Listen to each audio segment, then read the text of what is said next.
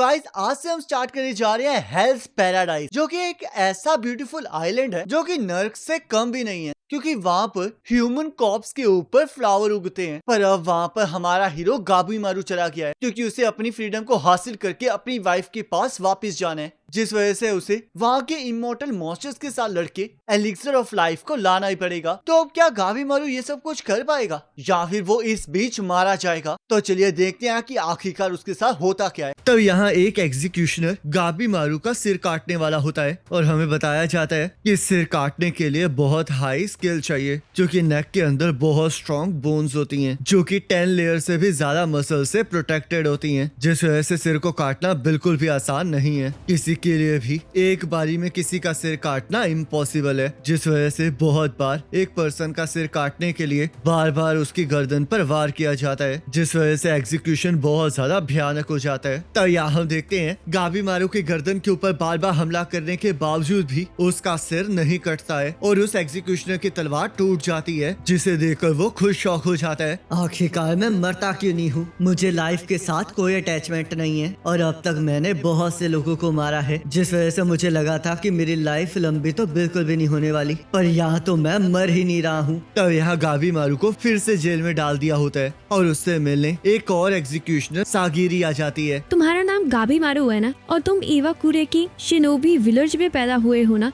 तुमने बचपन से ही असैसन टेक्निक सीखी है और उस ट्रेनिंग में बहुत सारे लोग मारे जाते हैं और जो बच जाते हैं उन्हें सुपर ह्यूमन बॉडी मिल जाती है, और इसी वजह से तुम उस एग्जीक्यूशनर की तलवार से नहीं मरे हो। उस बंदे की वो बेकार सी स्वॉर्ड मेरा कुछ नहीं बिगाड़ सकती थी, और ऊपर से मैंने तो निंजिस्तु का भी इस्तेमाल नहीं किया था। तो निंजिस्तु का इस्तेमाल कर सकते हो क्या? तुम मुझे वो दिखा सकते हो? बिल्कुल भी नहीं। तब यहाँ गाबीमारू को जलाने का हुक्म दिया जाता है और ये पनिशमेंट उन्हें दी जाती है जिन्होंने किसी की प्रॉपर्टी को आग लगाई हो। इस प्रोसेस में बहुत ज्यादा दर्द होता है और हीट की वजह से मसल्स पिघलने लगती हैं और बोन्स टूट जाती हैं, और कभी कभी तो ये सजा देने से पहले पर्सन को मार दिया जाता है ताकि उसके ऊपर थोड़ा रहम दिखाया जा सके। पर यहाँ हम देखते हैं कि गाबीमारू मर ही नहीं रहा होता, जिस वजह से उसे जिंदा जला दिया जाता है, पर वो फिर भी नहीं मरता है। मैं रेजिस्ट करने की कोशिश नहीं कर रहा था, बल्कि मैं तो खुद चाहता हूँ कि तुम मुझे मार डालो। ऐसी बात है। चलो फिर अब अपने बारे में और भी चीजें बताओ। मेरा बैकग्राउंड इतना भी इंटरेस्टिंग नहीं है, पर अगर तुम सुनना ही चाहती हो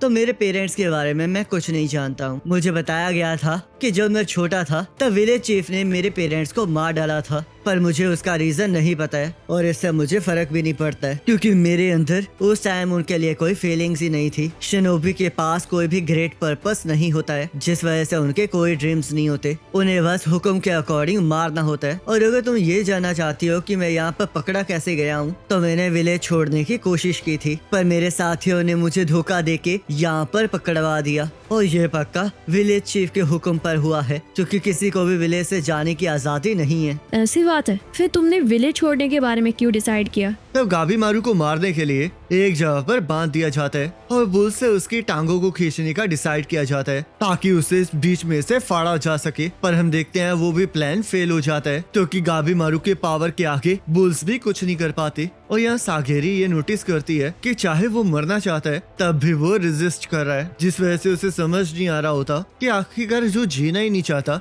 वो बचने की कोशिश क्यों कर रहा है। जिस वजह से वो गाबीमारू से पूछने लगती है कि आखिरकार उसने विलेज को छोड़ने का क्यों डिसाइड किया। तब गाबीमारू इस बारे में बताने के लिए तैयार हो जाता है। मैं इवाकाकुरा में सबसे बेस्ट था, जिस वजह से चीफ मेरी बहुत इज्जत करते थे और उन्होंने अपनी बेटी की शादी मुझसे करवा दी, पर उनकी बेटी बहुत ज्यादा बेवकूफ थी। मुझे तो ये समझ नहीं आया कि चीफ की बेटी और एक शिनोबी होने के बावजूद उसका ये हाल कैसे हो गया। वो एक केयर फ्री, अनएक्सपीरियंस्ड और शेल्टर्ड गर्ल थी, जिसने मेरी जिंदगी को पूरी तरह से बदल दिया था। वो मुझे अलग अलग चीजों को करने के लिए कहती थी, जिस वजह से मुझे लगा कि मैं पागल हो जाऊंगा और उसे मार डालूंगा, जिस वजह से मैंने विलेज चीफ को विलेज छोड़ने के लिए कहा और उन्होंने मुझे एक लास्ट जॉब करने के लिए दी, पर मैं उसमें पकड़ा गया और ये सारा प्लान विलेज चीफ का ही था। मैं समझ गया था कि मैं विलेज चीफ को धोखा नहीं दे सकता, जिस वजह से मैंने यहाँ से भागने की कोशिश नहीं की है, और बाकी सब कुछ तो तुम्हारे सामने ही है। तब एक पर्सन सागिरी को गाबीमारू से दूर रहने के लिए कहता है, क्योंकि सभी लोग उसे गाबीमारू द होलो नाम से बुलाते हैं। जिसके अंदर कोई फीलिंग्स नहीं है, और उस मॉन्स्टर ने अरेस्ट होने के बाद भी 20 लोगों को मार डाला है। तब वो पर्सन सागिरी को एलिक्सर ऑफ लाइफ के बारे में बताता है, जिसके बारे में ये रूमर्स होती हैं कि इवाकुरे के एक शिनोबी ने उसे पी रखा है, जिसे इमोर्टैलिटी मिल गई है।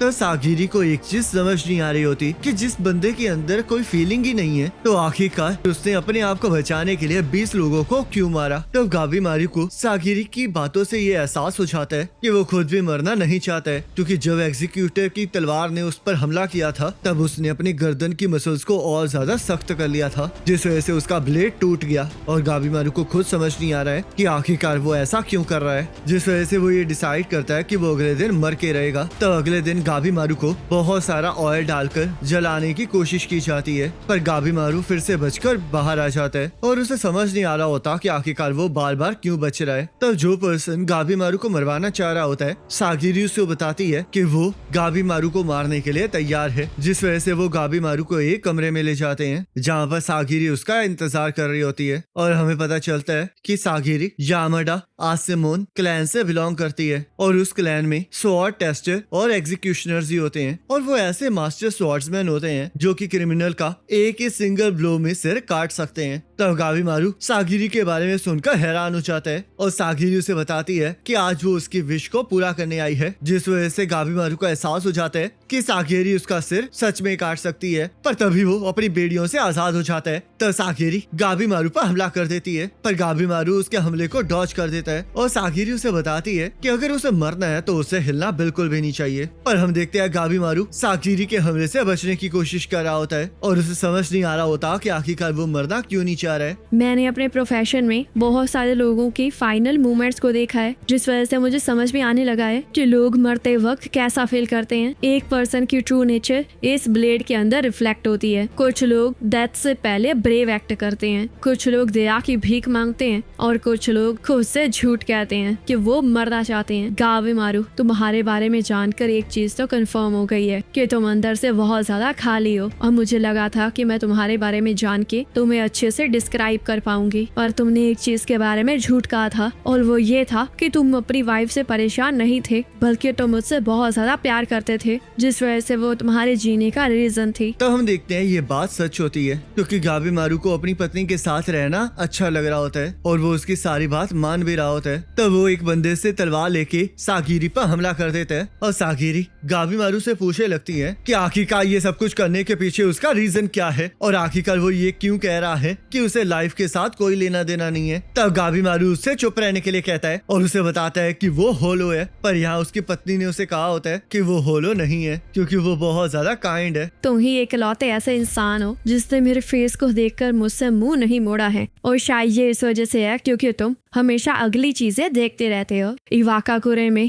मैन सोल्जर्स होते हैं और वुमेन सिर्फ बच्चे पैदा करती हैं, और हमें एक नॉर्मल पर्सन की तरह जीने का कोई हक नहीं है, जिस वजह से मेरे फादर ने मेरा चेहरा जला दिया था ताकि मैं एक ऑर्डिनरी लड़की की तरह ना जी सकूं। पर लोगों का दिल इतनी जल्दी भी नहीं मरता है। तब गाबीमारू अभी भी यूई के उसके होलो ना होने वाली बात को नहीं मान रहा होता, जिस वजह से यूई उसे किस करती है, और गाबीमारू शर्माने लगता है, जिस वजह से यूई उसे बताती है कि जिसके अंदर इतनी फीलिंग्स हो वो होलो कभी नहीं हो सकता। तब गाबीमारू गुस्से में सागिरी पर हमला करना स्टार्ट कर देता है, और उसे बताता है कि चाहे वो जितना मर्जी ट्राई कर ले, फिर भी वो कभी भी एक नॉर्मल पर्सन नहीं बन सकता। तो यहाँ हम देखते हैं गाबीमारू ने यूई के लिए विलेज को छोड़ने का डिसाइड किया होता है, ताकि वो एक शांति भरी लाइफ जी सके, और उसे लग रहा होता है कि चीफ इस बात को जरूर मानेंगे, पर ऐसा कभी नहीं हुआ होता है, और गाबीमारू को यहाँ पर पकड़ लिया होता है, जिस वजह से वो कहने लगता है कि ये पॉसिबल नहीं है। पर तभी सागिरी उसे बताती है कि ये पॉसिबल है, और उसे एक ऑफिशियल माफीनामा पत्र दिखाती है, जिसके अकॉर्डिंग गाबीमारू को सिर्फ सजा से आजाद ही नहीं किया जाएगा, बल्कि उसे विलेज के शिनोबी से भी बचाया जाएगा। पर इसकी एक कंडीशन है कि उसे अंडरवर्ल्ड में जाना होगा, जिस वजह से गाबीमारू को कुछ समझ नहीं आ रहा होता, क्योंकि अंडरवर्ल्ड में सिर्फ मरने के बाद ही जाया जा सकता है। मैं तुम्हें मरने के लिए नहीं कह रही हूँ। यहाँ पर एक ऐसी लैंड है जो कि फर्टिलिटी और जॉय से भरी हुई है, और वहाँ पर कोई पेन नहीं है, जिसे शिन सेंक्यू कहा जाता है, और पुराने टाइम से ये मान्यता रही है, और पुराने टाइम से लोग जिसे पैराडाइज द अदर साइड या फिर हेवन कहते हैं। कहा जाता है कि रियोक्यू किंगडम के साउथ वेस्ट पार्ट में बहुत दूर ये लैंड एग्जिस्ट करती है और कुछ लोगों ने इसे ढूंढा भी है और उनके अकॉर्डिंग वो जगह बहुत ज्यादा खूबसूरत है। कहा जाता है कि वहाँ पर एक इमोर्टैलिटी देने वाला एलिक्सर ऑफ लाइफ है, जिस वजह से आर्मी कमांडर ने उस एलिक्सर को हासिल करने के लिए सर्च पार्टी भेजी थी, पर उनकी सिर्फ लाश ही वापस आई और उसके बाद और भी लोगों को भेजा गया, पर वहाँ से सिर्फ लाशें ही वापस आई जिसके अंदर से फूल पत्ते निकल रहे थे। तो गाबीमारू को लगता है कि ये एक फेरी टेल है और सागिरी उसे समझाती है कि ये सच है, जिस वजह से आर्मी कमांडर ने अगली बार क्रिमिनल्स को भेजने के लिए कहा है। मैं यहाँ पोटेंशियल कैंडिडेट्स को ढूंढने के लिए आई हूँ जिनके पास स्किल हो और उनमें जिंदा रहने का जज्बा हो। यहाँ आते आते मैंने सुना है कि तुम्हारी वाइफ अभी भी इवाका कुरे में है और जब तो कैद हुए थे तब से उसने खुद को कैद कर लिया है और किसी से बात नहीं कर रही, और मुझे लगता है कि उसे पूरा यकीन है कि तुम जरूर वापस जाओगे। तो इसलिए मैं तुमसे फिर से पूछती हूँ, क्या तुम्हारे पास जीने की कोई इच्छा है? अगर है तो तुम्हें बहुत सारे क्रिमिनल्स के साथ मिस्टीरियस आइलैंड पर जाना होगा, और अगर तुम वहाँ से एलिक्सर ऑफ लाइफ ले आते हो तो तुम्हें माफी मिल जाएगी, जिससे कि तुम अपनी बीवी से फिर से मिल पाओगी और तुम्हारे पास यही एक रास्ता है। तो बताओ गाबीमारू, क्या तुम अपनी वाइफ के साथ रहने के लिए ये करोगे? तब वहाँ का हेड इसके लिए मना कर देता है क्योंकि वो गाबीमारू को जिंदा नहीं छोड़ना चाह रहा होता, जिस वजह से वो अपने आदमियों को उन लोगों को घेरने के लिए कहता है। पर तब गाबीमारू अपनी वाइफ को याद करके ये डिसाइड करता है कि अब वो निंजुत्सु का इस्तेमाल करके वहाँ से निकल के रहेगा, जिस वजह से हम देखते हैं वो सभी को पलक झपकते ही हरा देता है और ये तय करता है कि वो एलिक्सर ऑफ लाइफ को ढूंढ के रहेगा, जिस वजह से सागिरी उसे अपने साथ चलने के लिए कहती है। मैं कुछ भी करने के लिए तैयार हूँ, जिस वजह से मुझे कोई फर्क नहीं पड़ता कि मुझे क्रिमिनल्स या फिर मिस्टीरियस आइलैंड्स का सामना क्यों ना करना पड़े। और देखना यूं, मैं तुम्हारे लिए जिंदा वापस जरूर आऊंगा। तब हमें यहाँ पर सागिरी के फादर द्वारा किया गया एग्जीक्यूशन दिखाया जाता है, जहाँ पर एक स्टोरी टेलर ने स्टोरी सुनाते हुए मरने की रिक्वेस्ट की होती है, जिसे सागिरी के फादर ने एक्सेप्ट कर लिया होता है। और हम देखते हैं जब वो उस बंदे का सिर काटते हैं तो सिर कटने के बाद भी उसकी बॉडी को एहसास ही नहीं होता है कि उसका सिर कट चुका है, जिस वजह से वो एक परफेक्ट स्ट्राइक होती है जिसमें कोई भी पेन नहीं होता है। और सागिरी यही चाहती होती है कि वो भी ऐसी परफेक्ट स्ट्राइक परफॉर्म कर सके। तो यहाँ सागिरी एक एग्जीक्यूशन को परफॉर्म करती है और लोगों के लिए वो स्ट्राइक इम्प्रेसिव होती है, पर सागिरी के दिल में डाउट और फियर होता है, जिस वजह से उसे अपने हाथों से काटे हुए लोग दिखाई देने लगते हैं। तो उसका एक साथी उसे यही बात समझाता है और बताता है कि अगर उसके दिल में डाउट और फियर रहेगा तो वो जिन भी लोगों को मारेगी उन्हें पेनफुल डेथ मिलेगी। तब हम देखते हैं बहुत सारी एग्जीक्यूशन करने के बावजूद भी सागिरी के दिल से वो डाउट और फियर नहीं जाता, जिस वजह से उसे उसका ब्लेड हैवी लगने लगता है और उसे समझ नहीं आ रहा होता कि आखिरकार वो अपने दिल से उस डाउट और फियर को कैसे निकाले और अपने फादर की तरह कैसे बने। तब उसे लग रहा होता है कि अगर वो ऐसे पर्सन को मारेगी जिसे सहानुभूति की कोई जरूरत नहीं है तो शायद उसके मन से ये डर मिट जाएगा। तब यहाँ यामाडा क्लैन के मेंबर्स अलग अलग क्रिमिनल्स को आर्मी चीफ नारियोशी के सामने लाए होते हैं और उन सभी के मुंह पर कपड़ा बांध दिया गया होता है। तब गाबीमारू भी वहीं पर होता है और सागिरी देखती है कि वहाँ पर और भी ज्यादा खतरनाक क्रिमिनल्स हैं। तब एक पर्सन सभी को बताता है कि उन्हें शिनसेंक्यो जाके एलिक्सर ऑफ लाइफ लेकर वापस आना है, जिसके बाद उन्हें उनकी माफी मिल जाएगी, जिसे सुनकर सभी लोग एक्साइटेड होते हैं। और एक बंदा कहने लगता है कि वो ये पाकर फिर से क्राइम करेगा। तब सागिरी देखती है कि वो क्रिमिनल फन के लिए लोगों को मारता है और उसे लगता है कि शायद वो उसे मारकर अपने अंदर से डाउट और फियर को निकाल सकती है। तब एक क्रिमिनल लड़की गाबीमारू को देखकर बहुत ज्यादा डिसअपॉइंट होती है क्योंकि उसने उसके बारे में बहुत ज्यादा खतरनाक कहानियां सुनी होती है, पर उसे देखकर उसे ऐसा लग रहा होता है कि वो सब कुछ झूठ है और ऊपर से वो पकड़ा भी गया है। तब सागिरी भी गाबीमारू के बारे में सोचने लगती है क्योंकि उसे भी इस टाइम वो एक अलग पर्सन की तरह लग रहा होता है, जिस वजह से वो सोचने लगती है कि क्या वो एक मामूली क्रिमिनल है या फिर रूमर जैसे कहती हैं उस तरह का ही एक इविल है। तब एक पर्सन उन सभी को एलिक्सर ऑफ लाइफ की कहानी सुनाने लगता है, पर वो क्रिमिनल्स इसके लिए मना कर देते हैं, जिस वजह से वो उन क्रिमिनल्स को अपने मुंह से कपड़ों को हटाने के लिए कहते हैं और उनके सामने वो डेड बॉडी शो करता है जो कि उस पैराडाइज से वापस आई होती है और उस बॉडी में से अब फूल निकल गए होते हैं। तब कुछ क्रिमिनल्स ये देख के डर जाते हैं और इस काम को करने के लिए मना करने लगते हैं। तब एक पर्सन उन्हें समझाता है कि वो सभी लोग मरने वाले हैं, तो ये बचने का उनके पास आखिरी चांस है। तब एक लड़की उनसे पूछने लगती है कि जब उन्हें उस आइलैंड के बारे में कुछ पता नहीं है और उन्हें ये भी नहीं पता कि वहाँ पर एलिक्सर ऑफ लाइफ है भी या नहीं। तो अगर वो लोग खाली हाथ वापस आएंगे तो उनके साथ क्या होगा। तब एक पर्सन उन्हें बताता है कि अगर उन्हें ये काम नहीं करना है तो वो यहाँ से जा सकते हैं, जिस वजह से एक पर्सन वहाँ से जाने लगता है। पर तभी यामाडा क्लैन का एक एग्जीक्यूशनर उसका सिर उड़ा देता है। तब उन सभी को बताया जाता है कि जब वो इस आइलैंड पर आए थे तब उन सभी पर नजर रखने के लिए उन पर एक एक मॉनिटर असाइन किया गया है, जिस वजह से वो भी उन क्रिमिनल्स के साथ उस आइलैंड पे जाएंगे और अगर वो आइलैंड के ऊपर कुछ भी गड़बड़ करेंगे तो यामाडा क्लैन के लोग उन्हें काट देंगे और अगर उनका मॉनिटर मर जाता है तो भी उन्हें मार दिया जाएगा। तब नारियोशी उन क्रिमिनल्स के नंबर को कम करने का हुक्म देता है, जिस वजह से वो क्रिमिनल्स को एक दूसरे के साथ लड़ने के लिए कहते हैं ताकि वो कम से कम लोगों को आइलैंड पर लेकर जा सके। जिस वजह से हम देखते हैं एक बंदा चोबे क्रिमिनल्स को मारना स्टार्ट कर देता है। तब उन क्रिमिनल्स को उनके हाथों को खोलने से मना किया जाता है और वो बंधे हुए हाथों से एक दूसरे को मारना स्टार्ट कर देते हैं और गाबीमारू बड़े मजे से ये सब कुछ देख रहा होता है। तो नारियोशी को ये सब कुछ देख के बहुत मजा आ रहा होता है और उसके साथियों को समझ नहीं आ रहा होता कि आखिरकार वो ये सब कुछ क्यों करवा रहा है, क्योंकि इससे तो कोई भी सही सलामत आइलैंड तक नहीं पहुंचेगा। तो नारियोशी उन क्रिमिनल्स के बारे में पूछने लगता है जो कि सबसे ज्यादा खतरनाक है, जिस वजह से हमें पता चलता है कि चोबे एक खतरनाक क्रिमिनल होता है जिसने आयो के माउंटेन्स के बीच में एक गुंडों का विलेज बना रखा होता है। दूसरी क्रिमिनल एक लड़की यूजुरिया होती है जिसने एक कैसल में घुसकर सभी को मार दिया होता है। तीसरा क्रिमिनल ब्लेड ड्रैगन होता है जिसकी स्वॉर्ड्समैनशिप का कोई मुकाबला नहीं होता और चौथा क्रिमिनल रोकुरूटा होता है जो कि इतना बड़ा होता है कि उसके ऊपर किसी चीज का कोई असर ही नहीं हो रहा होता। तो लास्ट में सबसे ज्यादा खतरनाक नाम गाबीमारू का होता है जो कि इस लड़ाई के बीच अभी तक बिल्कुल भी नहीं हिला होता। तो एजन सागिरी से मिलने आ जाता है और उससे पूछने लगता है कि अगर मौका आएगा तो क्या वो गाबीमारू को मार पाएगी, जिस वजह से हम देखते हैं सागिरी कोई जवाब नहीं देती और आइजन उसे बताता है कि वो इस जॉब के लिए नहीं बनी है और उसे तो आराम से घर पे रहना चाहिए था। पर सागिरी उसे बताती है कि वो चाहकर भी ऐसा नहीं कर सकती थी क्योंकि वो यामाडा क्लैन के हेड के घर में पैदा हुई थी जहाँ पर बॉडीज के ऊपर स्वॉर्ड को टेस्ट करना, क्रिमिनल्स का सिर काटना और लाशों से मेडिसिन बनाना, ये सब कुछ काफी नॉर्मल था, जिस वजह से वो एक नॉर्मल लाइफ तो बिल्कुल नहीं जी सकती थी। पहले तो उसने ऐसा करने का सोचा भी था पर जब उसने ब्लेड को देखा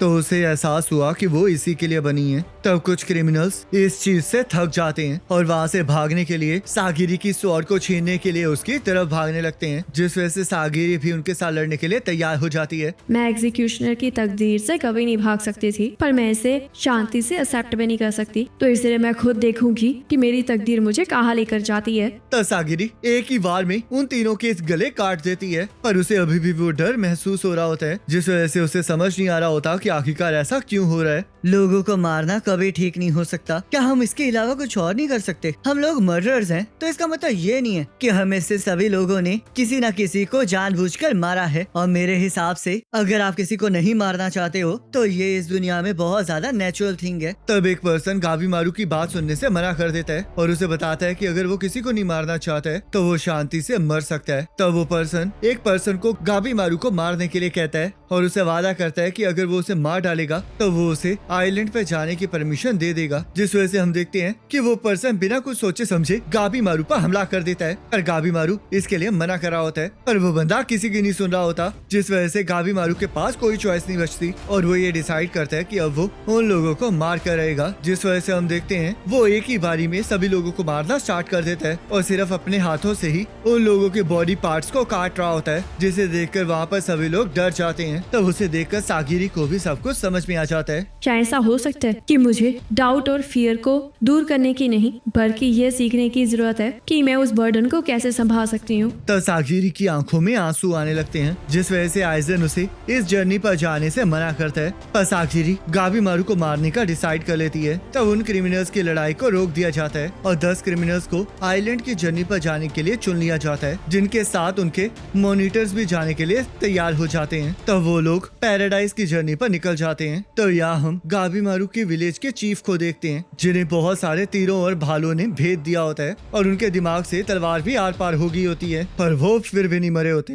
क्योंकि वो इमॉर्टल होते हैं और उन्होंने एलिक्सर ऑफ लाइफ खाया होता है। तब वो लोग पैराडाइज पर पहुंच जाते हैं, जहाँ पर गाबीमारू सागिरी को बताता है कि वो एलिक्सर ऑफ लाइफ सही में एग्जिस्ट करता है, पर उसे ये नहीं पता है कि वो कहाँ पर है। तब वो लोग पैराडाइज में अंदर घूमने लगते हैं, जो कि सच में एक पैराडाइज की तरह बहुत ज्यादा खूबसूरत होता है। और सागिरी को ये बहुत ज्यादा अच्छा लग रहा होता है। पर तभी गाबीमारू उसे बताता है कि ये हेल की तरह बहुत ज्यादा अजीब है, क्योंकि यहाँ पर ये सब कुछ इकट्ठा नहीं होना चाहिए था, जिस वजह से ये अननेचुरल है और वहाँ पर उन्हें ध्यान से रहना चाहिए, जिस वजह से गाबीमारू अपने हाथों को खोल लेता है। पर सागिरी इससे मना कर देती है और उसे याद दिलाती है कि अगर वो ऐसा करेगा तो वो उसके सिर को काट देगी। ये कितनी अजीब शर्त है ना। और इस जर्नी पर यही अजीब चीज नहीं है, हमें सिर्फ 3 दिन का खाना और पानी दिया गया है और क्लू के तौर पर हमारे पास बस ये ड्राइंग है, जिस वजह से उन्हें भी नहीं पता है कि उन्हें क्या ढूंढना है। तब सागिरी सीधा गाबीमारू की तरफ तलवार पॉइंट कर देती है और उसे बताती है कि उसे इससे कोई फर्क नहीं पड़ता, उसे बस अपने हाथों को बांध कर रखना है, क्योंकि अगर वो ऐसा नहीं करेगा तो वो उसके गले को काट देगी। और गाबीमारू अपनी वाइफ से मिलने के लिए इस शर्त को मान लेता है। पर तभी एक क्रिमिनल केयोन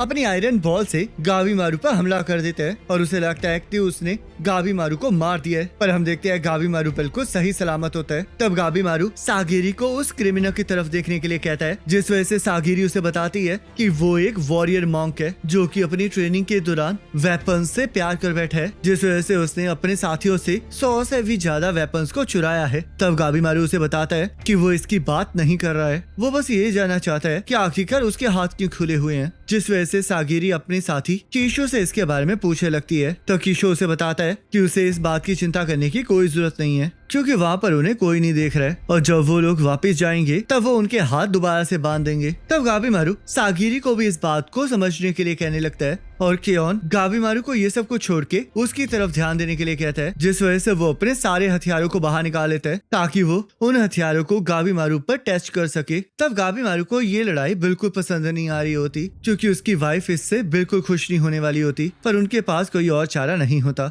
तो केयोन गाबीमारू की तरफ बढ़ने लगता है, पर सागिरी पहले गाबीमारू को अपने हाथ बांधने के लिए कहती है, जिस वजह से गाबीमारू अपने हाथ बांधने लग जाता है और केयोन अलग अलग हथियारों से गाबीमारू पर हमला करना स्टार्ट कर देता है, पर उसके सारे हथियार टूटने स्टार्ट हो जाते हैं। तभी गाबीमारू अपने हाथ बांध के उसके भाले को पकड़ लेता है और केन को हवा में उड़ाकर उसके भाले को उसके आर पार कर देता है। पर हम देखते हैं केन अभी भी जिंदा होता है, क्योंकि उसने अपनी बॉडी के ऊपर आर्मर पहन रखा होता है। तब थोड़ी देर बाद गाबीमारू हर एक हथियार को केन की बॉडी के आर पार कर देता है और सागिरी को एलिक्सर ढूंढने के लिए कहने लगता है। तो कीशो केन का सिर काट लेता है, क्योंकि उनके ऑर्डर्स होते हैं कि जिन क्रिमिनल्स को वो मॉनिटर कर रहे हैं अगर वो मर जाते हैं तो वो उनका सिर लेकर वापस आ सकते हैं, जिस वजह से कीशो वापस जाने लगता है। पर सागिरी उसे ध्यान रखने के लिए कहती है, क्योंकि उस जगह पर 60 लोग गायब हो चुके हैं। पर कीशो उसे ध्यान रखने के लिए कहता है, क्योंकि वो जिस बंदे के साथ घूम रही होती है वो किसी को भी मार सकता है। तब हम देखते हैं सारे क्रिमिनल्स अपने अपने हिसाब से बचने की कोशिश कर रहे होते हैं और किसी भी रूल को तोड़ने के लिए तैयार होते हैं। और कीशो सागिरी को यही समझाने की कोशिश कर रहा होता है, पर सागिरी ये कहने लगती है कि अगर वो लोग रूल तोड़ेंगे तो उन्हें कभी भी माफी नहीं मिलेगी, जिस वजह से कीशो उसे समझाता है कि इस टाइम सबसे ज्यादा जरूरी एलिक्सर ऑफ लाइफ ढूंढना है, और जब कोई उस चीज को ढूंढ लेगा तो रूल और रेगुलेशन मायने नहीं रहेंगे। तो कीशो गाबीमारू को मारने के लिए कहने लगता है, क्योंकि वो बहुत ज्यादा खतरनाक होता है। और जैसे ही वो अपनी तलवार निकालने लगता है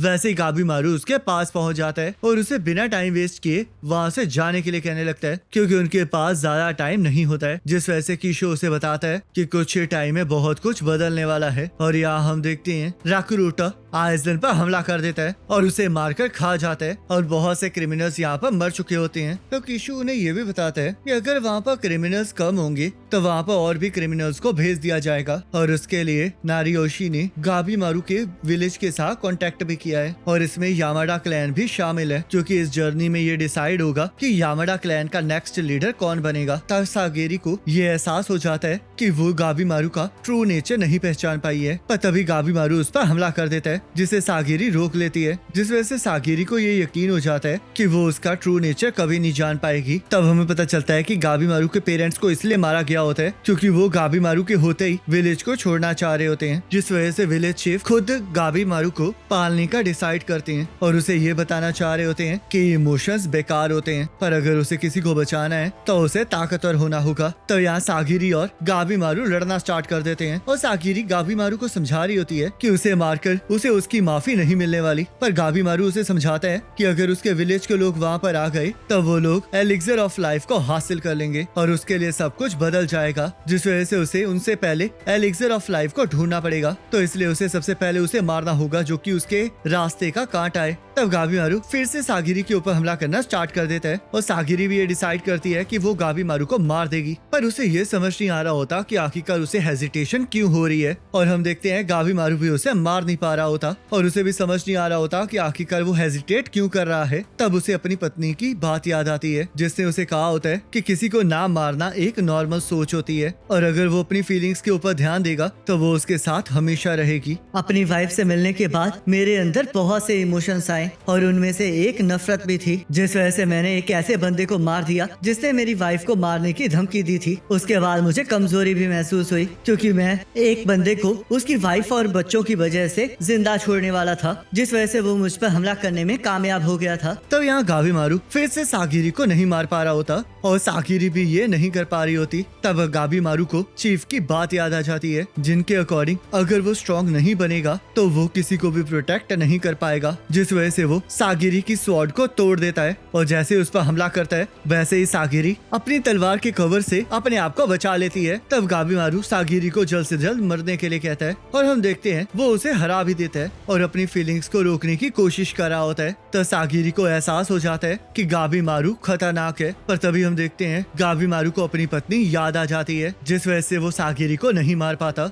और सागिरी को एहसास हो जाता है कि गाबीमारू इमोशनलेस नहीं है, बस उस सिचुएशन ने उसे ऐसा बना दिया है और ये उसी की वजह से है कि सागिरी अपने इमोशंस को फेस कर पाई है। तब गाबीमारू ये कहने लगता है कि अगर उसके अंदर ये इमोशंस होंगे तो वो और ज्यादा कमजोर हो जाएगा, जिस वजह से वो अपनी वाइफ से कभी नहीं मिल पाएगा। पर सागिरी उसे समझाती है कि ये कमजोरी नहीं बल्कि उसकी स्ट्रेंथ है, क्योंकि इमोशंस ही ह्यूमंस को स्ट्रॉन्ग बनाते हैं। तब गाबीमारू को याद आता है कि उसकी पत्नी ने भी उसे यही कहा होता है। तब सागिरी गाबीमारू को बताती है कि अगर उसे अपने क्राइम से इतना ही रिग्रेट महसूस होता है तो उसे अपने इमोशंस को फेस करना चाहिए और अपनी लाइफ को रिक्लेम करने के लिए स्ट्रगल करना चाहिए ताकि वो हासिल कर सके जो वो चाहता है। जिस वजह से सागिरी गाबीमारू को ये प्रूफ करने के लिए कहती है, जिस वजह से सब कुछ ठीक हो जाता है। तो यहाँ ब्लेड ड्रैगन एक जगह को देखकर बहुत ज्यादा शॉक हो गया होता है और देखता है कि उसके हाथ पर एक बटरफ्लाई उड़कर जा रही है। पर तभी उसे एहसास होता है कि उस बटरफ्लाई पर ह्यूमन का फेस बना है और उस बटरफ्लाई ने उसे काट लिया है, जिस वजह से वो अपने हाथ और उस बटरफ्लाई को काट देता है और हम देखते हैं उसके हाथ में से फूल और रूट्स बाहर आ जाते हैं। तब वहाँ पर और भी जानवर उन पर हमला करने लगते हैं, जिस वजह से ब्लेड ड्रैगन उनके साथ लड़ने के लिए तैयार हो जाता है और उसका मॉनिटर ये सब कुछ देख के हैरान हो रहा होता है। तब उन्हें वहाँ पर एक बड़ा मॉन्स्टर दिखाई देता है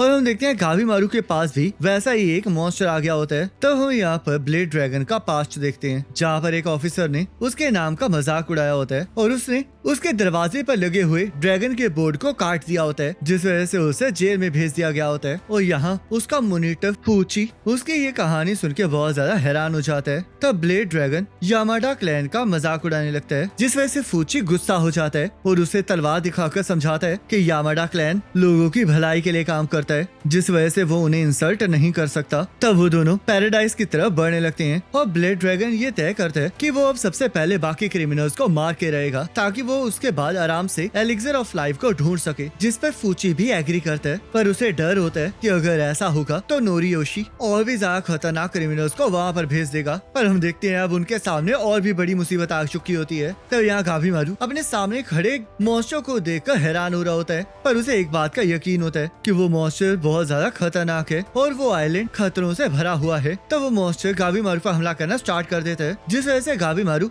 उस मॉन्स्टर पर भी हमला कर देता है और हम देखते हैं गाबीमारू के हमले के बाद भी वो मॉन्स्टर जिंदा होता है। तब उसे अपनी लड़ाई के रूल्स याद आते हैं, जिसमें उसे बताया गया होता है कि अगर उसे किसी अननोन एनिमी का सामना करना पड़ जाए तो उसे लड़ाई नहीं करनी चाहिए। तो गाबीमारू को समझ नहीं आ रहा होता कि आखिरकार वो वहाँ से भागे या नहीं। पर तभी वो मॉन्स्टर गाबीमारू पर हमला कर देता है, जिससे कि गाबीमारू को चोट लग जाती है और वो सागिरी को भागने के लिए कहने लगता है। पर वहाँ पर और भी ज्यादा मॉन्स्टर आ चुके होते हैं जो कि अजीब तरीके से हंस रहे होते हैं और सागिरी को कुछ समझ नहीं आ रहा होता तब गाबीमारू सोचना बंद कर देता है और उन सभी मॉन्स्टर्स को अपने निंजुत्सु के जरिए एक एक करके मारना स्टार्ट कर देता है। मुझे ये तो पता था कि ये जॉब खतरनाक है, पर अब सब कुछ बदल चुका है क्योंकि कुछ ही घंटों में पूरी दुनिया बदल गई है। क्या सच में मैं एक पैराडाइज में हूँ या फिर एक हेल में हूँ? तब एक मॉन्स्टर सागिरी पर हमला करने लगता है, जिस वजह से गाबीमारू उसकी तरफ ध्यान देता है और हम देखते हैं वो बिना सोचे समझे सागिरी को बचा लेता है। तब एक मॉन्स्टर गाबीमारू पर हमला कर देता है, पर सागिरी का साथी गेंची आकर उन्हें बचा लेता है और उस मॉन्स्टर को काट देता है। तब हम देखते हैं उसके साथ युजुरिहा और सेंटा भी होते हैं। तब गाबीमारू उन्हें अपनी मदद करने के लिए मना करने लगता है, पर तभी उसे अपनी पत्नी की बात याद आ जाती है, जिसने उसे सिखाया होता है कि अगर कोई उसकी मदद करे तो उसे थैंक यू कहना चाहिए। जिस वजह से गाबीमारू उन्हें थैंक यू कहता है और पूछने लगता है कि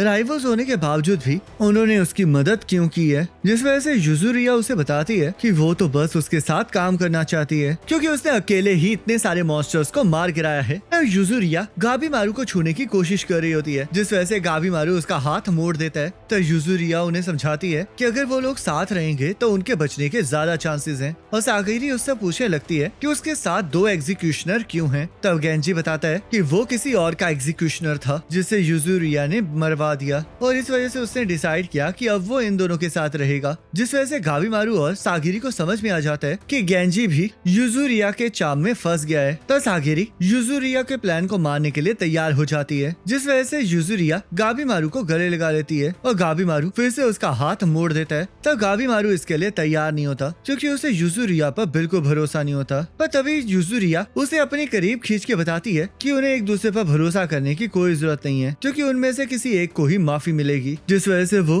तब तक एक दूसरे को इस्तेमाल करेंगे जब तक उन्हें एक दूसरे की जरूरत है। जिस वजह से गाबीमारू उसे पूछने लगता है कि आखिरकार उन्हें उसके साथ हाथ मिला के क्या मिलेगा। जिस वजह से युजुरिया गाबीमारू के साथ इंफॉर्मेशन शेयर करने की बात करने लगती है और इस वजह से वो गाबीमारू को बटरफ्लाई के बारे में बताती है और उसे उसके बारे में इसलिए पता होता है क्योंकि उसने गेंजी के क्रिमिनल पर उन बटरफ्लाईज को टेस्ट किया होता है और उसे ये भी पता होता है कि जो सेंटीपीड्स होते हैं वो उन्हें तब तक नहीं खाएंगे जब तक वो मर नहीं जाते हैं और ना ही वो तब तक हमला करेंगे जब तक उनके पास कोई जाएगा। तो युजुरिया का एग्जीक्यूशनर सेंटा उन्हें ये भी बताता है कि वहाँ के बहुत से मॉन्स्टर्स ने कुछ ऐसी आइटम्स पहन रखी हैं जो कि अलग अलग कल्चर से बिलोंग करती हैं और यहाँ पर उन्हें कई जगह बुद्धा के स्टैचू भी दिखाई दिए हैं, जिस वजह से सेंटा को लगता है कि ये सच में एक पैराडाइस है। तो सागिरी भी इस बात पर एग्री करती है, जिस वजह से युजुरिया उसे एक्सप्लेन करती है कि अभी बहुत सी चीजें उन्हें नहीं पता है, जिस वजह से उन्हें साथ मिलके इसके बारे में पता लगाना चाहिए। तो गाबीमारू युजुरिया से ये पूछने लगता है कि आखिरकार उसने इतनी जल्दी उन्हें ये सारी इंफॉर्मेशन क्यों बता दी है, जिस वजह से युजुरिया उन्हें एक सैड स्टोरी सुनाने लगती है, पर वो झूठी होती है और युजुरिया उन्हें बताती है कि वो बस जिंदा रहना चाहती है, जिस वजह से वो कुछ भी करने के लिए तैयार है। तब गाबीमारू युजुरिया से उस पर्सन के बारे में पूछने लगता है जिसे उसने मारा होता है, पर युजुरिया उसे इसमें इंटरफेयर करने से मना करती है, जिसके लिए गाबीमारू मान जाता है और ये तय करता है कि वो उनकी मदद जरूर करेगा। जिस वजह से युजुरिया उसे फिर से गले लगाने लगती है और गाबीमारू फिर से उसका हाथ मोड़ देता है। तो अचानक से सागिरी को यहाँ पर कुछ होने लगता है और उसे ये एहसास हो रहा होता है कि उसने आइलैंड पर आकर अभी तक कुछ नहीं किया है और वो बहुत ज्यादा पावरलेस है और तभी वो बेहोश हो जाती है। तभी हम देखते हैं चोबे के भाई टोमा ने यामाडा क्लैन को ज्वाइन कर लिया होता है ताकि वो चोबे को बचा सके और इसी वजह से अब वो दोनों भाई पैराडाइस में आ गए होते हैं, जहाँ पर वो मॉन्स्टर को देखकर बहुत ज्यादा हैरान होते हैं। पर चोबे बहुत जल्दी सिचुएशन को समझ लेता है और उन मॉन्स्टर को मारना स्टार्ट कर देता है, जिस वजह से टोमा अपने भाई से बहुत ज्यादा इम्प्रेस हो जाता है, क्योंकि उसके भाई ने हमेशा सिचुएशन को जल्दी समझ लिया होता है और अपने हिसाब से सब कुछ ठीक कर दिया होता है, जिस वजह से उसे पूरा यकीन होता है कि उसका भाई सबको संभाल सकता है और किसी भी सिचुएशन से बच सकता है। तो टोमा अपने भाई की हर एक बात मानने के लिए तैयार होता है। तो टोमा ने अपने भाई से ये भी सीखा होता है कि कुछ बदलने के लिए ताकत की जरूरत होती है, जिस वजह से उसे भी अपने भाई की तरह स्ट्रांग होना चाहिए और हम देखते हैं उसने ऐसा किया भी होता है। तब एक मॉन्स्टर चोबे को जख्मी कर देता है और हम देखते हैं वो मॉन्स्टर आपस में बात करने लगते हैं, जो कि कह रहे होते हैं कि मर्डर करना एक पाप है। तब उन्हें देखकर टोमा को ऐसा लगने लगता है कि वो लोग किसी हेवन में नहीं बल्कि हेल में पहुंच गए हों, जहाँ पर इविल्स को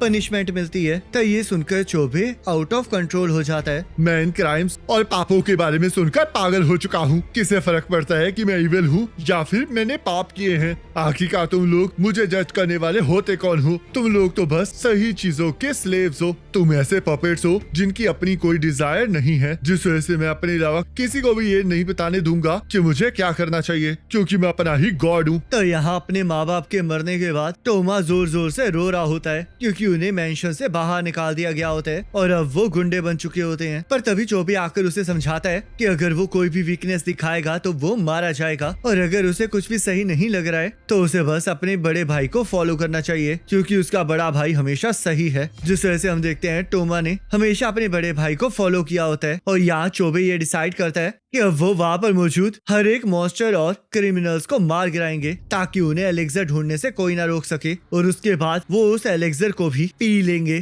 ताकि उन्हें मौत भी ना आए। जिस वजह से टोमा भी इस बात पर एग्री करता है और चोबे को ये एहसास दिलाता है कि वो आइलैंड बहुत ज्यादा खतरनाक है और वहाँ पर जो क्रिमिनल्स बचे हुए भी होंगे वो भी बहुत ज्यादा खतरनाक होंगे क्योंकि वीक तो पहले ही मारे जाएंगे। तो सागिरी को सपने में अपने फादर दिखाई दे रहे होते हैं और वो उनसे पूछ रही होती है कि आखिरकार वो उसे डिसअपॉइंटमेंट की नजरों से क्यों देख रहे हैं। पर तभी सागिरी डर के मारे उठ जाती है। तब गेंजी उसे बताता है कि वो लोग वहाँ पर सुरक्षित हैं। तब सागिरी उस जगह के बारे में पूछने लगती है जिस वजह से गेंजी उसे बताता है कि वो लोग एक सुरक्षित जगह पर हैं जहाँ पर कोई भी मॉन्स्टर और इंसेक्ट नहीं है और वो बटरफ्लाई के पॉइजन की वजह से बेहोश हो गई थी जिस वजह से उन्हें उसे वहाँ पर लाना पड़ा। तो सागिरी बाहर जाकर देखती है कि सभी लोग अपना अपना काम कर रहे हैं और गाबी मारू खाना बना रहा है जिस वजह से सागिरी उससे पूछने लगती है कि आखिरकार वो यहाँ पर क्या कर रहा है क्योंकि उसने तो कहा था कि उसके पास ज्यादा टाइम नहीं है। पर तभी गाबी मारू उसे बताता है कि उसके पास और कोई चारा नहीं था। तो सेंटा सभी को आइडिया देता है कि वो खाना खाते हुए एक दूसरे के साथ इंफॉर्मेशन को शेयर करेंगे। तब गाबी मारू उन्हें बताता है कि उसने इंग्रेडिएंट्स को इकट्ठा करते हुए आइलैंड के बारे में थोड़ी जानकारी इकट्ठी की है और उसे यहाँ पर कहीं भी एलिक्सर ऑफ लाइफ नहीं दिखाई दिया है। तो युजुरिया उसे बताती है कि क्या पता एलिक्सर ऑफ लाइफ वैसा ना दिखता हो जैसे कि उन्हें पिक्चर मिली है, तो इसलिए कुछ भी कहना मुमकिन नहीं है। जिस वजह से गाबी मारू उसकी बात पर एग्री करता है। तब गाबी मारू उन्हें यह भी बताता है कि इस आइलैंड के ऊपर कुछ ऐसे प्लांट्स हैं जो कि मेन लैंड पर भी मिलते हैं पर कुछ अनफेमिलियर भी हैं और सबसे अजीब बात तो ये है कि उसे कुछ ऐसे फ्लावर्स मिले हैं जो कि उस समुराई की तरह दिख रहे हैं जो कि फ्लावर बन गया था। जिस वजह से सभी को एहसास हो जाता है कि वो वही समुराई हैं जिन्हें पैराडाइज में भेजा गया था। जिस वजह से पहले इस जगह पर बहुत से प्लांट्स ह्यूमन हुआ करते थे। मुझे लगता है कि जो पिक्चर हमें दी गई है हमें उस पर इतना ध्यान नहीं देना चाहिए क्योंकि हो सकता है कि एलेक्सर ऑफ लाइफ ऐसा दिखता ही ना हो और यहाँ पर ऐसे बहुत सारे ऐसे स्टैचू हैं जो कि बुद्धिस्ट और ताओइस्ट जैसी मूर्तियों जैसे लगते हैं। तो इससे ये साफ होता है कि यहाँ पर कल्चर आकर मिक्स होता है जिस वजह से हमें यहाँ के रिलीजन के बारे में नहीं सोचना चाहिए। पर इस बात पर जरूर ध्यान देना चाहिए कि किसी ने तो इन मूर्तियों को बनाया है तो पक्का यहाँ पर कोई ना कोई जरूर रहता होगा। तो सागिरी इसके लिए मना करने लगती है क्योंकि इतने सारे मॉन्स्टर और इंसेक्ट्स के बीच में कोई ह्यूमन नहीं रह सकता और ऊपर से उसने जब उन मॉन्स्टर्स को काटा था तो उसने ये नोटिस किया था कि उनके पास कोई भी रिप्रोडक्टिव ऑर्गन नहीं है। तो वो लोग मॉन्स्टर्स के बारे में भी डिस्कस करने लगते हैं क्योंकि वो लोग आधे ह्यूमन और आधे एनिमल्स लग रहे होते हैं जिस वजह से उन्हें कुछ समझ नहीं आ रहा होता और उन्हें देखकर गाबी मारू को लगने लगता है कि वहाँ पर पक्का एलिक्सर ऑफ लाइफ एग्जिस्ट करता है। जिस वजह से सेंटा भी इस बात पर एग्री करता है और उन्हें आइडिया देता है कि अब उन्हें मॉन्स्टर्स के बारे में पता लगाना चाहिए क्योंकि तभी उन्हें एलिक्सर ऑफ लाइफ के बारे में क्लू मिल सकता है। तो थोड़ी देर बाद गेंजी सागिरी से मिलने आ जाता है और उसे समझाता है कि अब वो गाबी मारू का ध्यान रखेगा जिस वजह से अब उसे वापस मेनलैंड पर चले जाना चाहिए क्योंकि क्लैन के हेड की बेटी होने के कारण उसकी ये ड्यूटी बनती है कि उसे नेक्स्ट क्लैन के हेड से शादी करनी है जिस वजह से उसका यहाँ से जाना जरूरी है और अगर वो वहाँ पर रहेगी तो मारी जाएगी। पर हम देखते हैं सागिरी इसके लिए मना कर देती है क्योंकि एक वॉरियर अपनी जॉब को छोड़कर कभी नहीं जाता है। पर गेंजी उसे समझाता है कि उसके पास गाबी मारू को मारने की ताकत नहीं है और ऊपर से अब उसकी तलवार भी टूट चुकी है और क्योंकि स्वॉर्ड एक वॉरियर का हर्ट होती है तो उसने पहले ही अपना हर्ट खो दिया है जिस वजह से उसे वापस चले जाना चाहिए। तब गेंजी उसे ये भी समझाता है कि चाहे उसने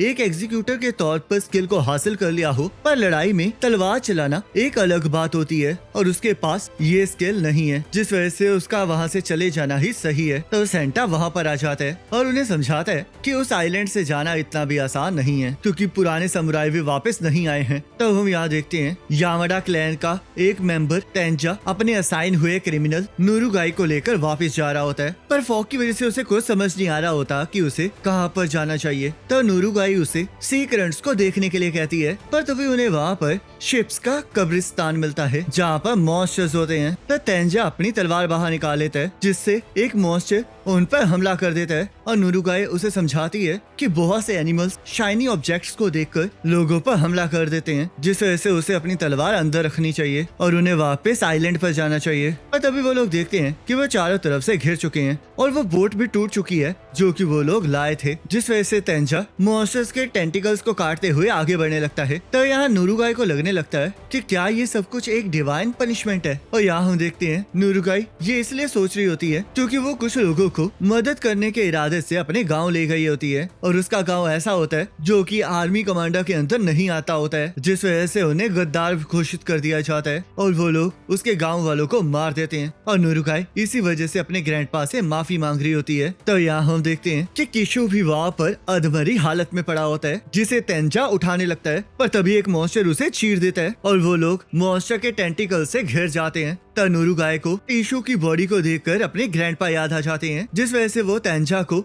उसे वहाँ पर छोड़कर भागने के लिए कहती है, क्योंकि गांव वालों के मरने के बाद वो यही सोच रही होती है कि क्या उसे जीना चाहिए या फिर मर जाना चाहिए। तो तेंजा उसे बकवास करने से मना करता है और उसे मॉन्स्टर के टेंटिकल से बचाने लगता है। तो नुरुगाई उसे अपनी कहानी के बारे में बताती है और तेंजा उसे ये सब कुछ छोड़ के उसे ये बताने के लिए कहता है कि क्या वो जीना चाहती है या फिर नहीं, जिस वजह से नुरुगाई उसे बताती है कि वो जीना चाहती है और तेंजा उसे किशु की तलवार दे देता है ताकि वो लोग मॉन्स्टर के टेंटिकल्स को काटते हुए उस बोट तक पहुंच सके जो कि उन्हें दिखाई दे रही है। तब वो लोग बहुत बुरी हालत में आइलैंड तक पहुंच जाते हैं। तब वो लोग रिलैक्स कर रहे होते हैं और अपने ऊपर से ब्लड को साफ कर लेते हैं, जिस वजह से तेंजा को पता लगता है कि नुरुगाई एक लड़की है और वो उसे बिना कपड़ों के देखकर शर्माने लगता है। और नुरुगाई उसे बताती है कि अब उसे उससे प्यार हो गया है, जिस वजह से वो लोग वापस जाके शादी करेंगे। तो तेंजा उसे वहाँ की सिचुएशन के बारे में ध्यान देने के लिए कहता है और वो लोग डिसाइड करते हैं कि वो लोग पहले बाहर जाने के सी करंट को ढूंढेंगे और उसके बाद कुछ साथियों को ढूंढेंगे, क्योंकि वो लोग अकेले वहाँ से वापस नहीं जा सकते हैं। तो यहाँ गेंजी अभी भी सागिरी को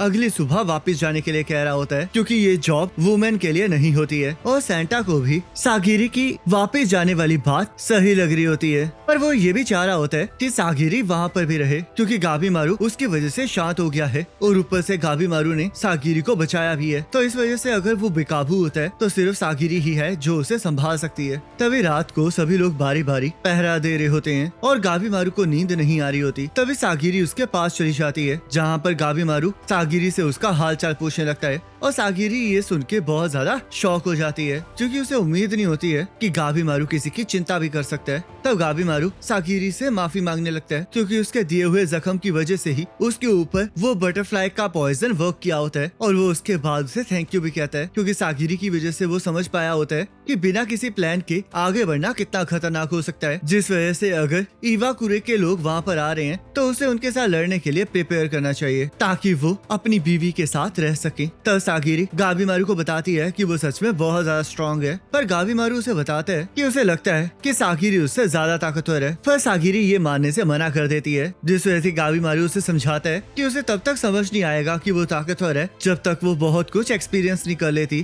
क्योंकि लोगों को तभी समझ में आता है जब वो एक्ट करते हैं। तब अगले दिन गेंजी फिर से सागिरी को वापस जाने के लिए कहता है, पर सागिरी उसके लिए मना कर देती है और गेंजी को बताती है कि उसने ये डिसाइड कर लिया है कि वो ऐसे ही जिएगी। तो गेंजी उसे बताता है कि वो यामाडा क्लैन के हेड की बेटी है, जिस वजह से उसे अपने नेक्स्ट हेड को पैदा करने वाली ड्यूटी को पूरा करना है। मुझे पूरी जिंदगी यही बताया गया है और लोगों के हिसाब से जो लड़की स्वॉर्ड उठाती है वो बहुत ज्यादा गलत होती है। और सबसे ज्यादा बुरी बात तो ये है कि मेरे फादर भी कई बार मुझे डिसअपॉइंटमेंट से देखते हैं, क्योंकि उनके हिसाब से वुमन कभी भी यामाडा क्लैन की हेड नहीं बन सकती, जिस वजह से उन्होंने हमेशा मुझे ज्यादा मेहनत करने से मना किया है। अगर मैं अपने फादर की बेटी बनकर रहूंगी तो बाहर वाले मुझसे नफरत करेंगे, और अगर मैं यामाडा क्लैन के वॉरियर की तरह रहूंगी तो मेरी फैमिली मुझसे नफरत करेगी, जिस वजह से अगर मैं यहाँ से चली गई तो मेरी लाइफ कभी नहीं बदलेगी। तो गेंजी बताता है कि एक वुमेन को वुमेन की तरह ही रहना चाहिए। पर सागिरी उसे समझाती है कि उसे अपनी मर्जी से जिंदगी जीनी है और चाहे वो भी अनएक्सपीरियंस्ड है पर कम से कम वो ये तो डिसाइड कर सकती है कि उसे एक वुमेन की तरह रहना है या फिर एक समुराई की तरह। तो गेंजी इसके लिए उसे मना करता है और उसे बताता है कि ये जगह वुमेन और चिल्ड्रन के लिए नहीं है, जिस वजह से वो सागिरी के ऊपर हमला कर देता है। पर सागिरी उसकी तलवार को छीन लेती है और उसे समझाती है कि उसने भी अपना दिल खो दिया है, जिस वजह से वो भी वॉरियर कहलाने के लायक नहीं है। पर तभी वहाँ पर एक क्रिमिनल रोकू रोटा आ जाता है जो कि गेंजी पर हमला करके उसे जख्मी कर देता है। तो रोकू रोटा सागिरी पर भी हमला कर देता है पर गाबीमारू आकर उसे बचा लेता है और रोकू रोटा को देखकर उसे समझ में आ जाता है कि अब उसे मारना पड़ेगा। तब वो रोकू रोटा की स्ट्रेंथ को एनालाइज करने लगता है क्योंकि उसके चीफ ने उसे यही सिखाया होता है।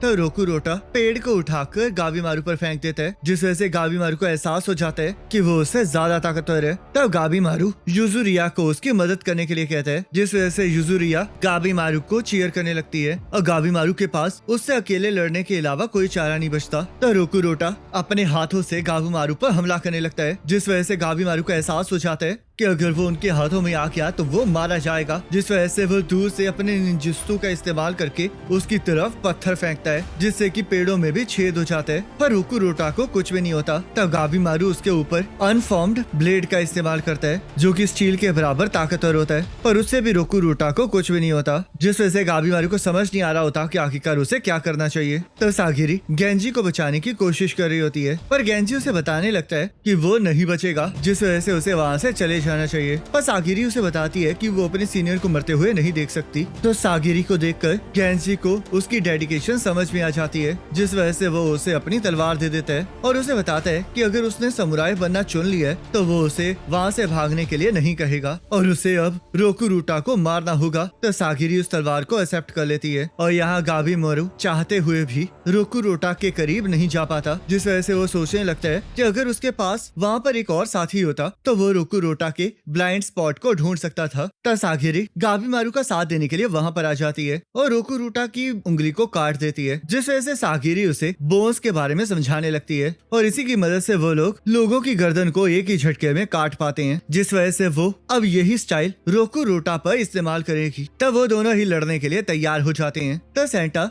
गेंजी के पास जाने की बात करने लगता है पर युजुरिया उसे बताती है कि अब बहुत ज्यादा देर हो चुकी है और वैसे भी इस टाइम ये इम्पोर्टेंट है कि इतनी सारी नॉइजेस के बावजूद भी कोई भी मॉन्स्टर वहाँ पर नहीं आया है, जिस वजह से वो लोग वहाँ रहकर ये सब कुछ ऑब्जर्व कर सकते हैं और तब वहाँ से जा सकते हैं जब वो लोग वहाँ पर मारे जाएंगे। तब गाबीमारू रोकू रोटा के पैरों को काट कर उसे नीचे लाने के बारे में सोच रहा होता है ताकि उसकी गर्दन को काटा जा सके, जिस प्लान पर सागिरी भी एग्री करती है। तब गाबीमारू जैसे ही रोकू रोटा के हमले को रोकता है वैसे ही सागिरी उसके पैर को काटने की कोशिश करने लगती है, पर क्योंकि वो बहुत ज्यादा जल्दी होता है तो वो उसकी टांग को नहीं काट पाती है। तो सागिरी शांत रहने का डिसाइड करती है और यहाँ हम देखते हैं पिछली बार रोकू रोटा के हमले को रोकने की वजह से गाबीमारू का पैर कांप रहा होता है। तब गाबीमारू उन पर हमला कर देता है। तब सागिरी रोकू रोटा के हाथ को काटने की कोशिश करने लगती है पर इसका कोई फायदा नहीं होता, जिस वजह से सागिरी गाबीमारू को बताती है कि अगर रोकू रोटा ऐसे ही घूमता रहा तो वो उसे नहीं काट पाएगी, जिस वजह से अगर वो उसे उसके घुटनों पर ले आएगा तो सागिरी उसका सिर काट पाएगी। तब गाबीमारू को अभी भी समझ नहीं आ रहा होता कि आखिरकार ऐसा कैसे होगा और तभी हम देखते हैं भूख की वजह से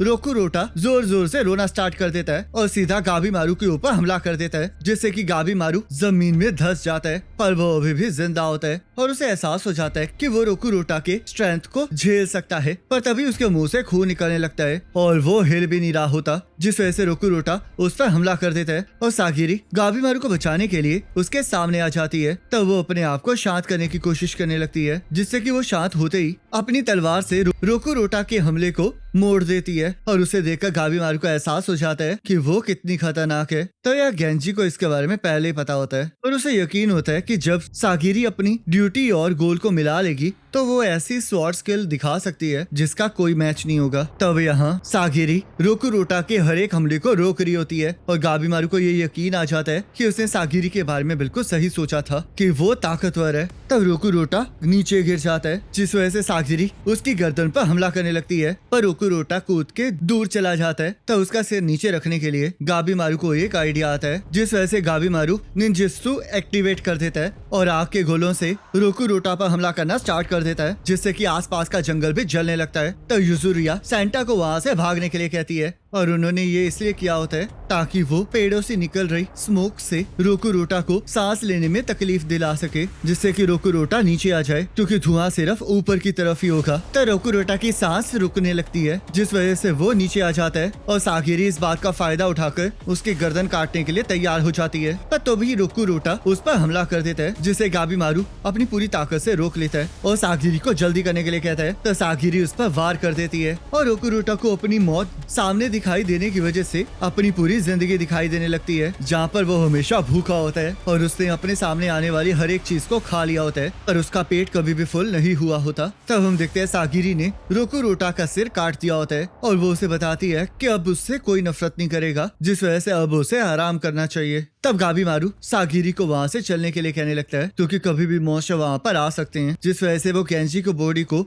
वहाँ पर छोड़कर चले जाते हैं। और हम देखते हैं वो मॉन्स्टर्स फायर के पास चले जाते हैं। तब गाबीमारू उस डायरेक्शन में जाने के लिए कहता है जहाँ से वो मॉन्स्टर्स आ रहे हैं, क्योंकि वहीं से उन्हें एलिक्सर ऑफ लाइफ के बारे में कोई क्लू मिलेगा। पर हम देखते हैं गाबीमारू की हालत खराब होती है, पर वो अभी भी हार मानने के लिए तैयार नहीं होता। तब वो लोग एलिक्सर ऑफ लाइफ को ढूंढने के लिए निकल जाते हैं और वहाँ पर उन्हें यूजुरिया और सेंटा भी मिलते हैं, जो कि वहाँ का व्यू देखकर बहुत ज्यादा हैरान हो रहे होते हैं, क्योंकि वहाँ पर एक विलेज होता है जिसे देखकर सभी लोग हैरान हो जाते हैं। तब यहाँ टोमा और चोबे भी मॉन्स्टर्स को मारते हुए आगे बढ़ रहे होते हैं। तब चोबे मॉन्स्टर्स का खून पीने लगता है ताकि वो अपने अंदर पानी की कमी को दूर कर सके। तब हमें पता चलता है कि एक शेंसिन फिलोसफी के हिसाब से वहाँ पर हर्मिट्स को रहना चाहिए था, जो कि सुपर ह्यूमंस होते हैं और इमॉर्टल होते हैं, पर यहाँ पर तो सिर्फ मॉन्स्टर्स ही हैं, जिस वजह से तोमा को कुछ समझ नहीं आ रहा होता। पर तभी चोबे को वहाँ पर कुछ महसूस होता है और हम देखते हैं वहाँ पर दो लोग कार्यक्रम स्टार्ट कर रहे होते हैं, जिन्हें देखकर वो दोनों हैरान हो जाते हैं। तब एक पर्सन उन ह्यूमंस को वहाँ पर देखकर हैरान हो जाता है, जिससे कि चोबे को एहसास हो जाता है कि वो लोग ह्यूमंस नहीं है बल्कि किसी तरह के मॉन्स्टर्स हैं। तब हम देखते हैं वो पर्सन फीमेल से मेल में कन्वर्ट हो जाता है और उन दोनों को मारने का तय करता है। तो यहाँ दूसरी तरफ गाबीमारू और उसके साथी भी हर्मिट्स के बारे में बात कर रहे होते हैं और उससे इसकी चिंता नहीं होती है। वो तो बस ये जानना चाहता होता है कि जो भी उस विलेज में रहता है वो उनका साथी है या फिर नहीं। तो एक लड़की उन्हें देख रही होती है, जिसका एहसास गाबीमारू को हो जाता है, जिस वजह से वो लड़की वहाँ से भाग जाती है। पर गाबीमारू उसे पकड़ लेता है, जिस वजह से उसे समझ नहीं आ रहा होता कि एक बच्ची वहाँ पर क्या कर रही है। तब एक पेड़ गाबीमारू पर हमला कर देता है, पर वो बच्ची वहाँ से भाग जाती है। तब गाबीमारू उस बच्ची के पीछे जाने लगता है, क्योंकि उसे लग रहा होता है कि उस बच्ची को इस आइलैंड के बारे में जरूर कुछ पता होगा, जिस वजह से वो उस पेड़ को लात मार के वहाँ से चला जाता है और अपने साथियों को उसे संभालने के लिए कहता है। तो सागिरी भी गाबीमारू के पीछे चली जाती है, जिस वजह से सेंटा और यूजुरिया के पास उस मॉन्स्टर के साथ लड़ने के अलावा कोई चारा नहीं बचता। तब यूजुरिया सेंटा के चश्मे छीन लेती है ताकि वो अपनी टेक्निक का इस्तेमाल कर सके और इसके बारे में सेंटा को भी पता न चले। तब हम देखते हैं उसकी बॉडी में से बहुत सारा पसीना निकलने लगता है और वो ये देखने के लिए एक्साइटेड होती है कि उसका निंजित्सु मॉन्स्टर्स पर काम करता है या नहीं। तब गाबीमारू उस लड़की को पकड़ लेता है, पर वो लड़की उसे नीचे पटक देती है, जिस वजह से गाबीमारू को ये एहसास हो जाता है कि वो लड़की ताकतवर है। तो सागिरी उस लड़की को बताती है कि वो उसे कोई भी चोट नहीं पहुंचाएंगे और उससे कुछ सवाल पूछेंगे, जिससे कि वो लड़की रुक जाती है। और जैसे सागिरी उसके पास जाती है, वैसे ही वो लड़की अपनी पावर को इकट्ठा करके सागिरी पर हमला कर देती है, पर गाबीमारू उसके मुक्के को रोक लेता है और खुद जख्मी हो जाता है, जिस वजह से उसे एहसास हो जाता है कि ये आइलैंड बहुत ज्यादा खतरनाक है और अगर उसे अपनी बीवी के पास वापस जाना है तो उसे सब कुछ सीरियसली लेना होगा। तब गाबीमारू उस लड़की को बांध देता है और उससे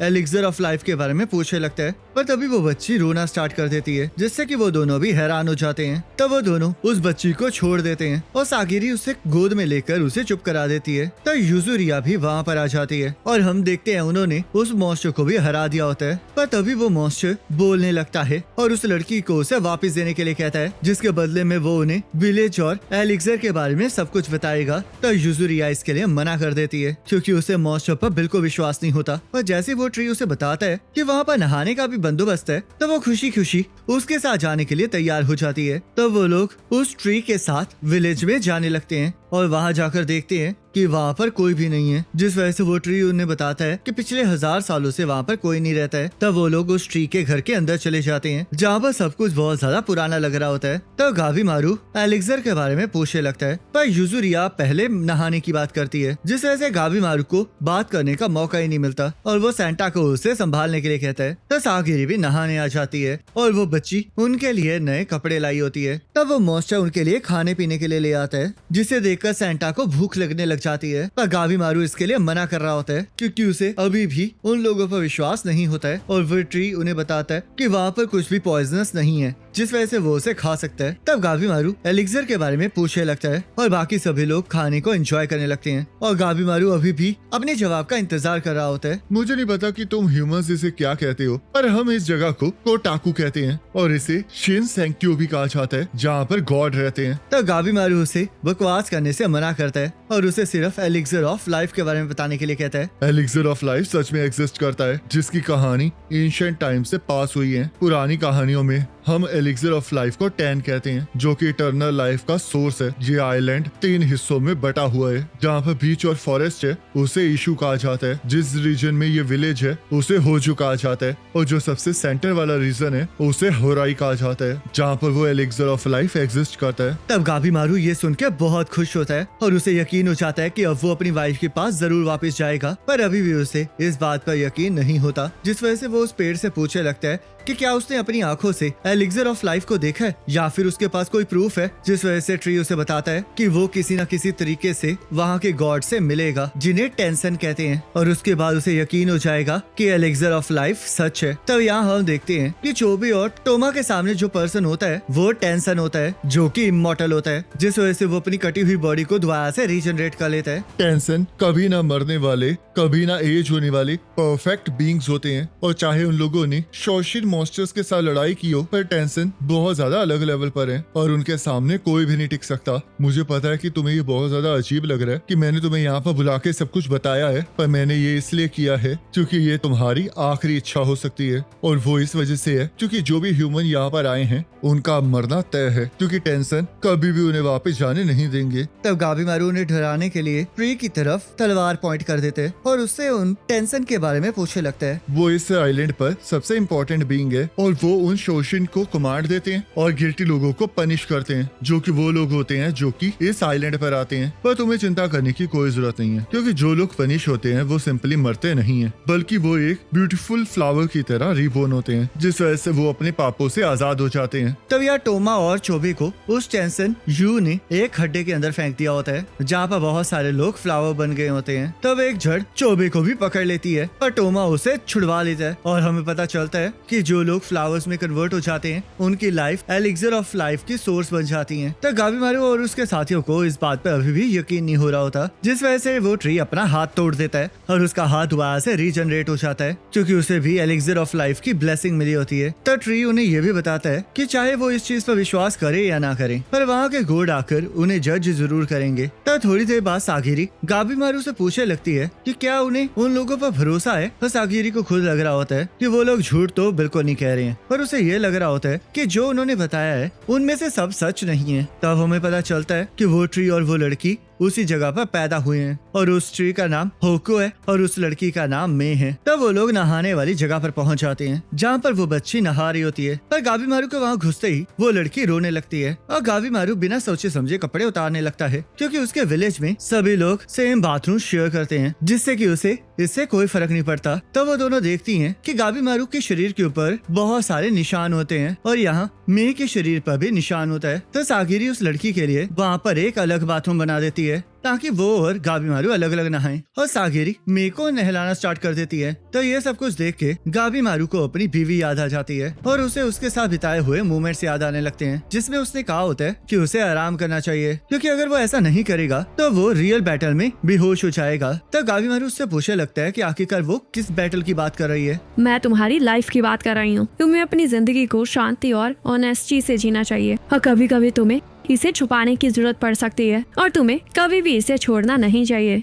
और यही जिंदगी की बैटल होती है जिसमें हम दोनों हमेशा साथ हैं। तो यूई गाबी मारू को साथ में नहाने के लिए कहती है, पर गाबी मारू नहाने से बहुत ज्यादा डर रहा होता है, जिस वजह से यूई को गाबी मारू कैट की तरह लग रहा होता है। तो थोड़ी देर बाद गाबी मारू यूई को बताता है कि उसे अपने बालों से अपने चेहरे पे लगे हुए स्कार को छुपाने की कोई जरूरत नहीं है, उसे इससे कोई फर्क नहीं पड़ता है। तो यूई इसके लिए मान जाती है और इमोशनल हो जाती है। तो यहाँ गाबी मारू मे को भी ये बताता है कि उसे अपने जख्म पर शर्माना नहीं चाहिए, क्योंकि वो एक ऐसी लड़की को जानता है जिसके मुंह पर निशान था, पर फिर भी इस दुनिया में उससे ज्यादा सुंदर लड़की कोई और नहीं थी। तो ये सुनकर सागिरी बहुत ज्यादा शॉक हो जाती है, क्योंकि उसे यकीन नहीं आ रहा होता कि वो गाबीमारू के मुंह से ऐसी बातें सुन रही है। तब मे बिना डरे गाबीमारू के पास चली जाती है और वो लोग वापस जाने लगते हैं। तब अपनी वाइफ को याद करके गाबीमारू को एहसास हो जाता है कि उसे जल्द से जल्द एलिक्सर ऑफ लाइफ को हासिल करना होगा ताकि वो यूई को हासिल कर सके। तब हमें तेंजा की बैक स्टोरी दिखाई जाती है, जहाँ पर सभी लोग उसे यूजलेस कह रहे होते हैं, क्योंकि वो स्लम्स में पैदा हुआ होता है, जिस वजह से उसके पेरेंट्स भी उसे खाने के लिए नहीं दे पा रहे होते और ना ही उनकी कोई ऐसी इच्छा होती है, जिस वजह से तेंजा ने चोरी करना स्टार्ट कर दिया होता है। पर उसने अभी तक किसी को भी मारा नहीं होता और उसे ऐसा महसूस हो रहा है कि जैसे कि वो फ्री है, क्योंकि वो अपनी मर्जी से सब कुछ कर पा रहा होता है। तब कुछ स्वॉर्ड्समैन उसके साथ टकरा जाते हैं और उसका मजाक उड़ाते हैं, जिस वजह से तेंजा उन्हें बहुत बुरी तरह धोता है। पर तभी यामाडा क्लैन से शियोन आकर उसे रोक देता है। तब यह तेंजा और नुरुगाई अभी भी बाहर जाने के सीक्रेट को ढूंढ रहे होते हैं, पर उन्हें कुछ नहीं मिल रहा होता, जिस वजह से नुरुगाई कंप्लेंट करने लगती है। पर तेंजा उसे समझाता है कि उसके पास सिर्फ यही एक आइडिया है, क्योंकि फॉरेस्ट में तो बहुत सारे मॉन्स्टर्स हैं और क्योंकि वो एक लड़की है तो वो उसे खतरे में नहीं डालना चाहता है, जिस वजह से नुरुगाई फिर से उसे शादी करने के लिए कहने लगती है। तब तेंजा उसे बताता है कि अगर ऐसा होना है तो उन्हें सबसे पहले वहाँ से जिंदा निकलना होगा और बिना फाइट के बाहर जाने का रास्ता ढूंढना होगा।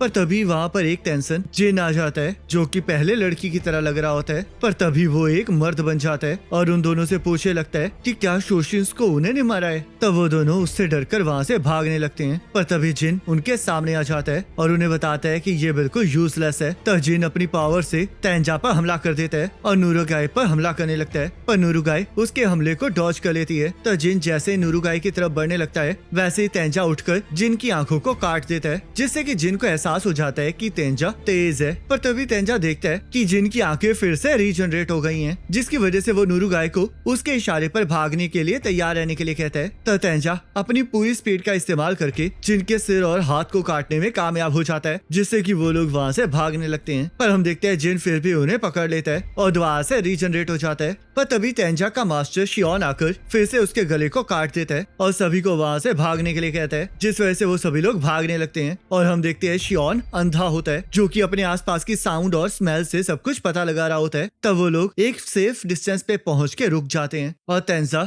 नुरुगाई को शियोन के साथ इंट्रोड्यूस करवाता है। तो शियोन तेंजा को उसकी स्वॉर्ड्समैनशिप को लेकर डांटने लगता है और तेंजा उसे पूछने लगता है कि आखिरकार वो अकेला क्यों है, जिस वजह से शियोन उसे बताता है कि वो अपनी ड्यूटी पूरी करके वापस जाने के बारे में सोच रहा था, पर उसे वापस जाने के लिए कोई सीक्रेट नहीं मिला। पर उसे एक ऐसी जगह मिली थी जहाँ से शायद बाहर जाने का रास्ता हो सकता है, पर वहाँ पर उसे किसी की प्रेजेंस महसूस हुई और अंधे होने की वजह से वो ज्यादा कुछ महसूस नहीं कर पा रहा था, जिस वजह से वो बाकी लोगों को ढूंढने लगा है जो कि वापस जाना चाहते हैं। तब तेंजा शियोन को साथ वापस चलने के लिए कहने लगता है, पर तभी शियोन नुरुगाई की तरफ तलवार पॉइंट कर देता है और तेंजा से पूछने लगता है कि आखिरकार वो उस क्रिमिनल को क्यों बचा रहा है, क्योंकि उनके ऑर्डर्स तो क्रिमिनल्स को मारने के हैं, जैसा कि उसने अपने क्रिमिनल के साथ किया है, क्योंकि उस लड़की ने उसे सेड्यूस करने की कोशिश की थी। तब तेंजा शियोन को समझाता है कि नुरुगाई एक इनोसेंट चाइल्ड है, पर शियोन उसे समझाता है कि उसे पहले ही नुरुगाई के बारे में पता है, पर वो जिस जगह पर रहते हैं उस जगह के हिसाब से नुरुगाई ने क्राइम किया है, जिस वजह से उसे मारना ही पड़ेगा।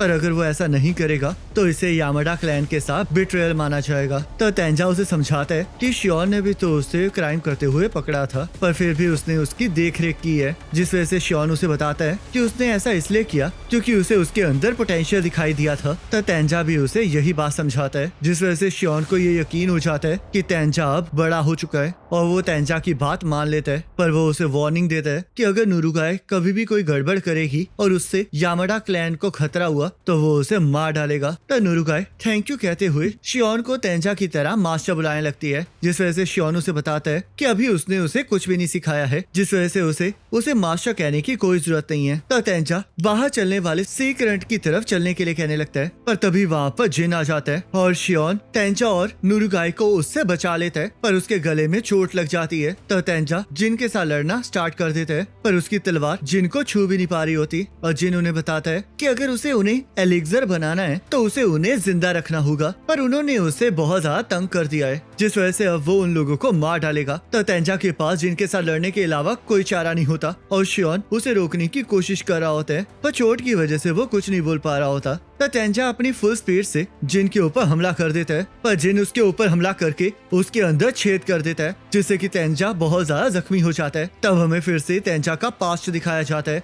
जहाँ तेंजा ये जानना चाह रहा होता है कि शियोन ने उसकी मदद क्यों की है। जिस वजह से शियोन उसे बताता है कि उसका काम लोगों की जान लेना है, पर वो लोगों की मदद करना चाहता है और उसे उसके अंदर पोटेंशियल दिखाई दे रहा है। तो तेंजा को समझ नहीं आ रहा होता कि आखिरकार किसी की मदद करके लोगों को मिलता क्या है। तो यहाँ तेंजा शियोन को हराने की कोशिश कर रहा होता है, पर वो ऐसा नहीं कर पा रहा होता, जिस वजह से शियोन उसे समझाता है कि वो अपनी फीलिंग्स के अकॉर्डिंग एक्ट कर रहा है और उसका ये गुस्सा और डाउट ही उसे आगे नहीं बढ़ने दे रहा है। जिस वजह से तेंजा उसे बताता है कि वो समुराई नहीं बनना चाहता, पर शियोन उसे समझाता है कि ये स्किल समुराई बनने के लिए नहीं है, बल्कि उस मोमेंट के लिए है जिस टाइम वो सच में किसी को बचाना चाहेगा। और एक दिन ऐसा जरूर आएगा जब वो ऐसा कर पाएगा। तो तेंजा शियोन को बताता है कि उसके अंदर कोई पोटेंशियल नहीं है, क्योंकि दुनिया ने उसे हमेशा यूजलेस ही समझा है और वो वैसा ही है। जिस वजह से अब वो इसे क्विट करना चाहता है और अपनी मर्जी से जीना चाहता है। तब शियोन उसे एक टास्क देता है कि अगर वो शियोन पर एक हमला कर पाएगा तो वो क्विट कर सकता है। तब हम देखते हैं तेंजा रात को भागने की कोशिश कर रहा होता है, पर एजिन उसके रास्ते में आ जाता है और उसे अपने साथ कहीं चलने के लिए कहने लगता है। तब वो कब्रिस्तान के एक ग्रेव के पास चले जाते हैं, जहाँ पर एजिन तेंजा को बताता है कि वो ग्रेव शियोन के पुराने स्टूडेंट की है, पर उस टाइम शियोन को सिखाना नहीं आता था, जिस वजह से वो सिर्फ अपनी स्किल पर फोकस करता था और इस वजह से उस स्टूडेंट ने अपने डोजो को छोड़ दिया।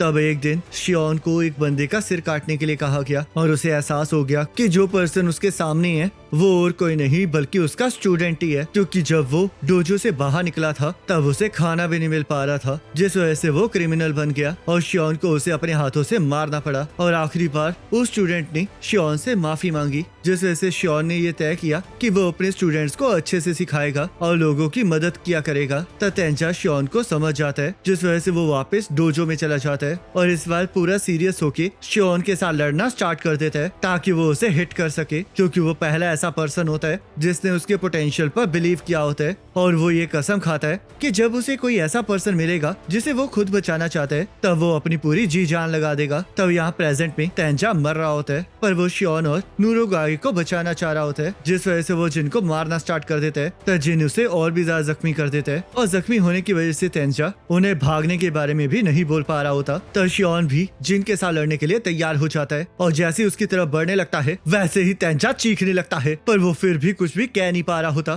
तब शियोन उसकी बात को समझ जाता है और नुरुगाई को लेकर वहाँ से भाग जाता है, जिस वजह से तेंजा जिन को मारना स्टार्ट कर देता है। और हम देखते हैं उसकी ये हालत देख के शियोन और नुरुगाई दोनों ही बहुत ज्यादा दुखी हो जाते हैं। तब हम देखते हैं तेंजा जिन के आके नहीं टिक पाता और मारा जाता है। तब यहाँ नुरुगाई शियोन को तेंजा को वहाँ छोड़ने के लिए मारने लगती है, पर शियोन उसे बताता है कि ये उसकी आखिरी इच्छा थी और वो उसके लिए भाइयों की तरह था जिसने अपनी जान जोखिम में डाली थी, तो इसलिए वो वहाँ पर रुक के उसके बलिदान को वेस्ट नहीं करना चाहता था, क्योंकि वो लोग उस मॉन्स्टर को कभी नहीं हरा पाते। पर हम देखते हैं शियोन ने भी हार नहीं मानी होती और ये कसम खाता है कि वो उस मॉन्स्टर को मार के रहेगा। तब यहाँ हम देखते हैं कि तेंजा शियोन पर हमला करने में कामयाब हो चुका होता है और ये डिसाइड करता है कि अब वो हमेशा शियोन के साथ ही रहेगा। तब यहाँ सेंटा ने विलेज के बारे में बहुत कुछ पढ़ा होता है, पर उसे फिर भी कुछ भी समझ नहीं आ रहा होता, क्योंकि वहाँ पर बहुत सारी मिस्ट्रीज होती हैं, जिस वजह से उसका दिमाग फट जाता है। तब यहाँ रात को गाबीमारू और सेंटा पहरेदार की ड्यूटी पर होते हैं, पर सेंटा सो गया होता है और उसने सोने से पहले गाबीमारू को ये कहा होता है कि वो जगह बहुत ज्यादा खतरनाक है, जिस वजह से वो उससे आगे नहीं बढ़ सकते। पर हम देखते हैं गाबीमारू के पास ज्यादा टाइम नहीं होता है, जिस वजह से वो अकेले ही सेंट्रल जोन की तरफ बढ़ने लगता है। तब वो एक जगह पर पहुंचता है जहाँ पर उसे प्रेयर करने की आवाज आ रही होती है और वहाँ पर कुछ ऐसे पेड़ होते हैं जो कि होको की तरह होते हैं, पर वो मूव नहीं कर रहे होते। तब गाबीमारू और भी ज्यादा आगे बढ़ने लगता है और हम देखते हैं मे भी उसका पीछा करते हुए वहाँ आ गई होती है। तब हमें पता चलता है कि होको ने उन्हें बताया होता है कि ये आइलैंड के सेंटर पार्ट होराई में गॉड्स और हर्मिट्स रहते हैं, जिस वजह से वो जगह बहुत ज्यादा ब्यूटीफुल है। तब गाबीमारू होराई के दरवाजे तक पहुंच जाता है, जिस वजह से उसे एहसास होता है कि वो दरवाजा मैन मेड है और वो एलेक्सर को हासिल करने के लिए अंदर जाने लगता है। पर तभी वहाँ पर जिन आ जाता है, जिसे देखकर गाबीमारू को समझ में आ जाता है कि वो ह्यूमन नहीं है। तब जिन किसी और के साथ लड़ना नहीं चाह रहा होता, जिस वजह से वो गाबीमारू को वहाँ से जाने के लिए कहता है।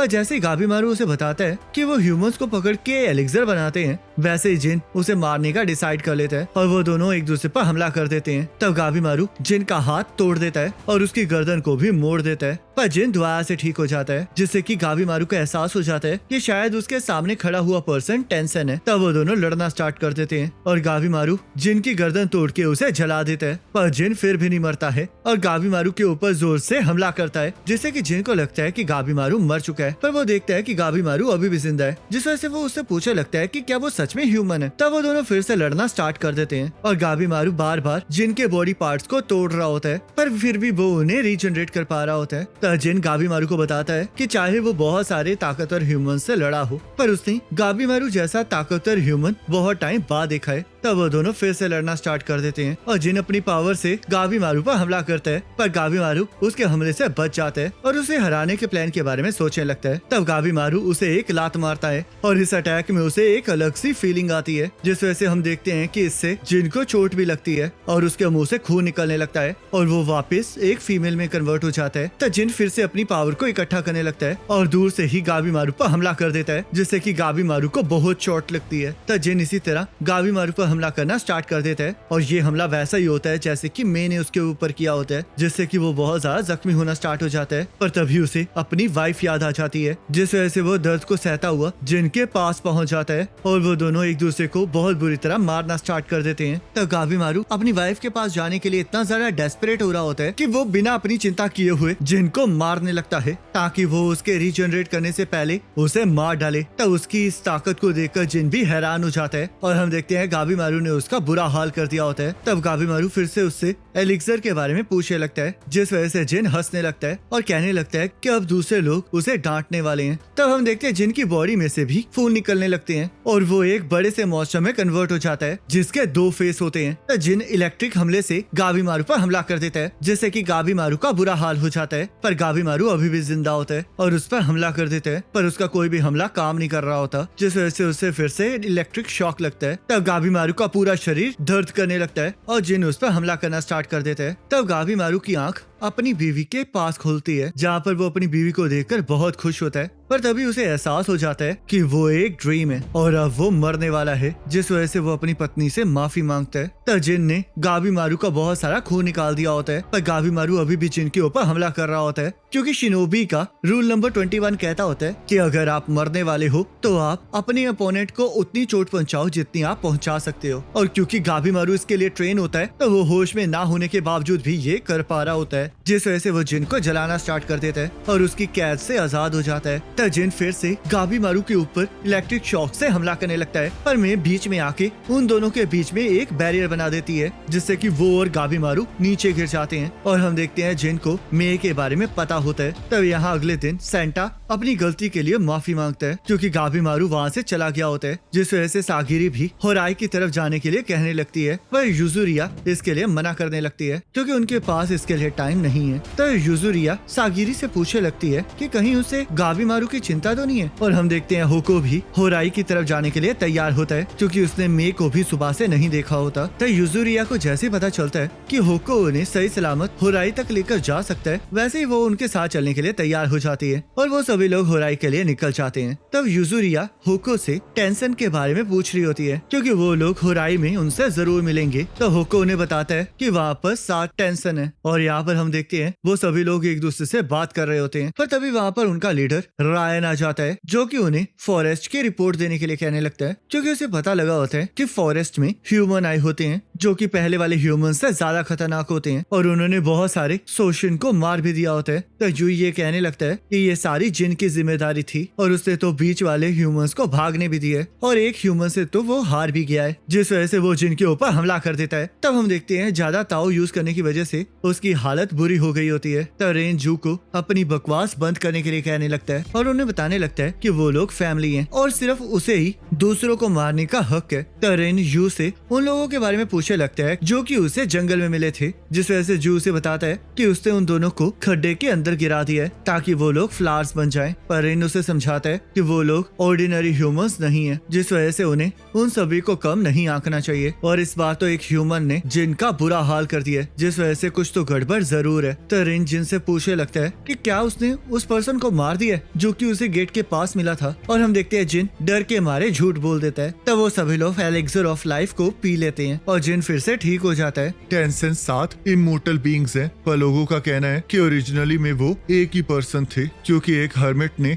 अलग अलग आर्ट को मास्टर किया था, जिस वजह से वो गॉड बन के 7 पार्ट में स्प्लिट हो गया। और अब वो सभी लोग इस आइलैंड के ऊपर राज करते हैं। और ये कहानी तब की है जब मैं बच्चा था। पहले मैं तुम लोगों की तरह ही था और जो लोग यहाँ पर रहते थे वो सभी लोग भी ह्यूमन थे, पर वो नॉर्मल ह्यूमन से ज्यादा जीते थे और अच्छी जिंदगी जीते थे। पर 1000 साल पहले सब कुछ बदल गया और हम लोग मरने से पहले ट्रांसफॉर्म होना स्टार्ट हो गए। हमारी बॉडी धीरे धीरे ट्रीज बनती रही और आखिरी में हम लोग एक ट्री बन गए जिसके रूट लैंड के अंदर चली गई और मेरे साथियों की अवेयरनेस भी चली गई। तब हम सभी लोग यहाँ पर इकट्ठा हुए, क्योंकि कहा जाता था कि अगर हम लोग यहाँ पर आकर प्रेयर करेंगे तो डेथ के बाद हम लोग होराई के अंदर जा पाएंगे। मेरी अवेयरनेस भी धीरे धीरे गायब हो रही है और यहाँ पर मेरी फैमिली भी है। ये मेरी डॉटर है जो कि सबसे पहले ट्रांसफॉर्म हुई थी। होराई सोल्स के लिए आखिरी रेस्टिंग पॉइंट है और टेंसन वो गॉड्स हैं जो कि चूज करते हैं कि होराई के अंदर कौन एंटर करेगा, जिस वजह से हमें उन्हें गुस्सा नहीं दिलाना चाहिए।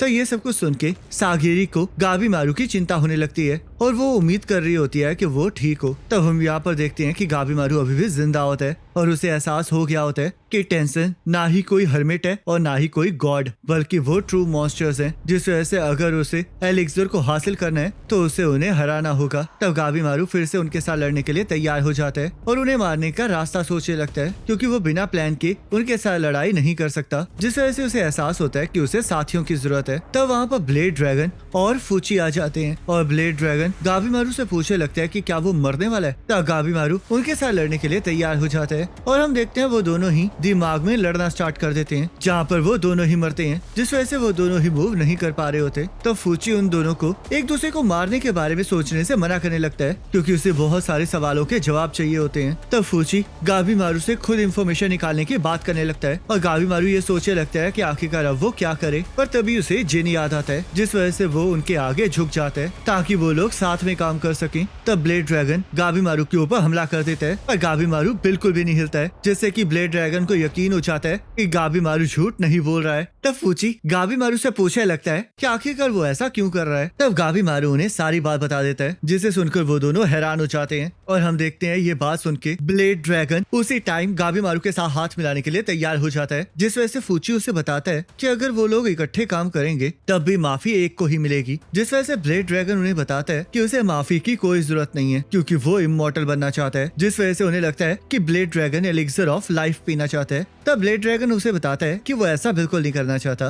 क्योंकि वो इस तरह इमॉर्टल नहीं बनना चाहता। वो तो ये चाहता है कि सदियों तक लोग उसे याद रखें और उसका नाम एक लेजेंड बन जाए जो कि कभी ना मरे, और यही उसका इमॉर्टल होने का मतलब है। तब फूची भी इसके लिए तैयार हो जाता है, क्योंकि वो उन इमॉर्टल बीइंग्स को डाइसेक्ट करना चाहता होता है, जिस वजह से वो तीनों हाथ मिला लेते हैं। तब गाबी मारू ये देख के हैरान होता है कि मे अब बड़ी हो चुकी है। तब मे गाबी मारू का नाम लेती है, जिस वजह से गाबी मारू उससे उसके और एलिक्सर के बारे में पूछने लगता है, और तभी उसे ध्यान आता है कि पहले मे को उसे बचाने के लिए थैंक यू कहना चाहिए, जिस वजह से वो ऐसा ही कहता है और मे से उसकी पावर के बारे में पूछने लगता है। तो सेंटा को गॉड्स के बारे में सुनकर ये यकीन आ जाता है कि वो जगह रियल पैराडाइज नहीं है, क्योंकि वहाँ का जो रिलीजियस सिस्टम है वो पक्का मैन मेड है, क्योंकि होराई, इशू और टेंसेंस के नेम अलग अलग रिलीजन से बिलोंग करते हैं, जिस वजह से वहाँ पर सारे कल्चर मिक्स हो गए हैं, जिसका मतलब वहाँ पर कोई ऐसा ह्यूमन था जिसे अलग अलग रिलीजन के बारे में पता था और उसने सभी को कंबाइन कर दिया, जिस वजह से उसे समझ में आ जाता है कि वहाँ की सारी चीजें इसी वजह से उल्टी फुल्टी हैं। और अब उसे लगता है कि इतनी इंफॉर्मेशन होने के बाद वो लोग एलिक्सर और वहाँ से जाने का रास्ता ढूंढ सकते हैं। तो यूजुरिया उन सभी को एहसास दिलाती है कि अगर पिछले 1000 सालों से ये सब कुछ कोई कंट्रोल कर रहा है तो वो लोग तो उन्हें कभी नहीं हरा पाएंगे, जिस वजह से उसे लगता है कि शायद गाबी मारू और मे मर चुके हैं पर हम देखते हैं सागिरी को पूरा भरोसा होता है कि गाबीमारू अभी भी जिंदा है, क्योंकि वो तब तक नहीं मर सकता जब तक वो अपनी वाइफ से मिल नहीं लेता। तब यहाँ गाबीमारू टेंसेन को हराने के बारे में मे से पूछ रहा होता है, जिस वजह से मे उसे ताओ के बारे में बताने लगती है, जो कि वही पावर होती है जो कि जिन यूज कर रहा होता है। तब मे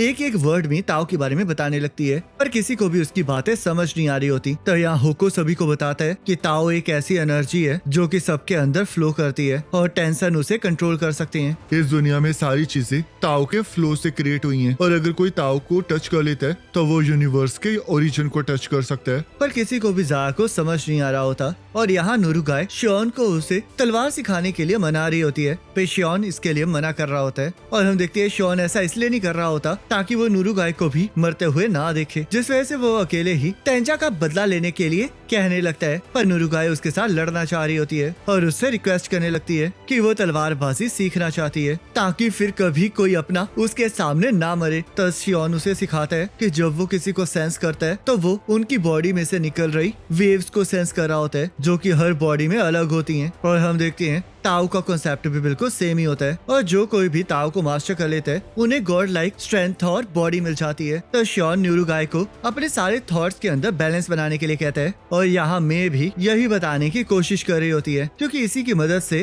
ताओ को अपनी बॉडी से बाहर निकाला जा सकता है और इसी से कोई ह्यूमन अपनी नॉर्मल कैपेबिलिटी से आगे निकल सकता है। तो यहाँ शियोन नुरुगाई को अपना ब्लेड सही तरह पकड़ने के लिए कहता है, और तभी वहाँ पर एक मॉन्स्टर आ जाता है जिसे शियोन काट देता है, और वो वेव्स को सेंस करके बाकी मॉन्स्टर्स को भी मारना स्टार्ट कर देता है। तब वो नुरुगाई को भी ऐसा करने के लिए कहता है, जिस वजह से नुरुगाई भी अपनी तलवार लेके उन मॉन्स्टर को काटना स्टार्ट कर देती है। तब यहाँ गाबीमारू और उसके साथियों के पास भी कुछ मॉन्स्टर्स आ गए होते हैं जिन्हें ब्लेड ड्रैगन काट देता है, और यहाँ गाबीमारू नोटिस करता है कि उन मॉन्स्टर्स के पीछे कोई और पर्सन छुपा हुआ है। तब यहाँ ताओ मुंह से एलिक्सर बनाने वाले खड्डे के बारे में पूछ रही होती है, जिस वजह से मुंह उसे बताता है कि वहाँ पर उन्हें ह्यूमंस को जिंदा फेंकना होता है और वो लोग कभी भी बाहर भी नहीं आ सकते हैं, क्योंकि वहाँ की दीवारों पर जो लोग होते हैं वो हर पर्सन को अपनी तरफ खींचते हैं, जिस वजह से कोई भी बाहर नहीं निकल सकता। पर यहाँ हम देखते हैं चोबे टोमा को कंधे पर उठाए बाहर निकल रहा होता है, और जो भी उसे रोकने की कोशिश कर रहा होता है वो उसके बॉडी पार्ट्स को तोड़ते हुए ऊपर चढ़ रहा होता है, और हम देखते हैं वो सक्सेसफुली बाहर निकलने में कामयाब हो जाता है। तो टोमा पूछने लगता है कि आखिरकार उन्हें क्या करना चाहिए, और चोबे उसे बताता है कि अब वो अपना बदला लेकर रहेंगे। पर टोमा उसे समझाने लगता है कि उन्हें वो आइलैंड छोड़ देना चाहिए, और चोबे ने ये डिसाइड कर लिया होता है कि वो उन्हें मार कर रहेगा। तब हमें पता चलता है कि चोबे ने टेंसन की कमजोरी के बारे में पता लगा लिया होता है, और उसके हिसाब से उनका वीक स्पॉट उनकी नेवल है। तब टोमा अपने भाई की दिमाग में तारीफ करने लगता है, और चोबे टोमा को मॉन्स्टर्स को खाने के लिए कहता है। तभी हम देखते हैं वहाँ पर एक पर्सन आ जाता है और उन्हें बताता है कि वो वहाँ पर टेंसन के ऑर्डर पर बात करने आया है। तब हम देखते हैं उसके जैसे और लोग बाकी ह्यूमंस के पास भी गए होते हैं, और वो खुद को डोशी कह रहे होते हैं। तब चोबे शोशिन के बारे में पूछने लगता है, जिस वजह से वो पर्सन उन्हें बताता है कि शोशिन के पास समझदारी नहीं होती है, जिस वजह से वो डिफेक्टिव है और उन्हें होराई में एंट्री नहीं मिलती है। पर डोशी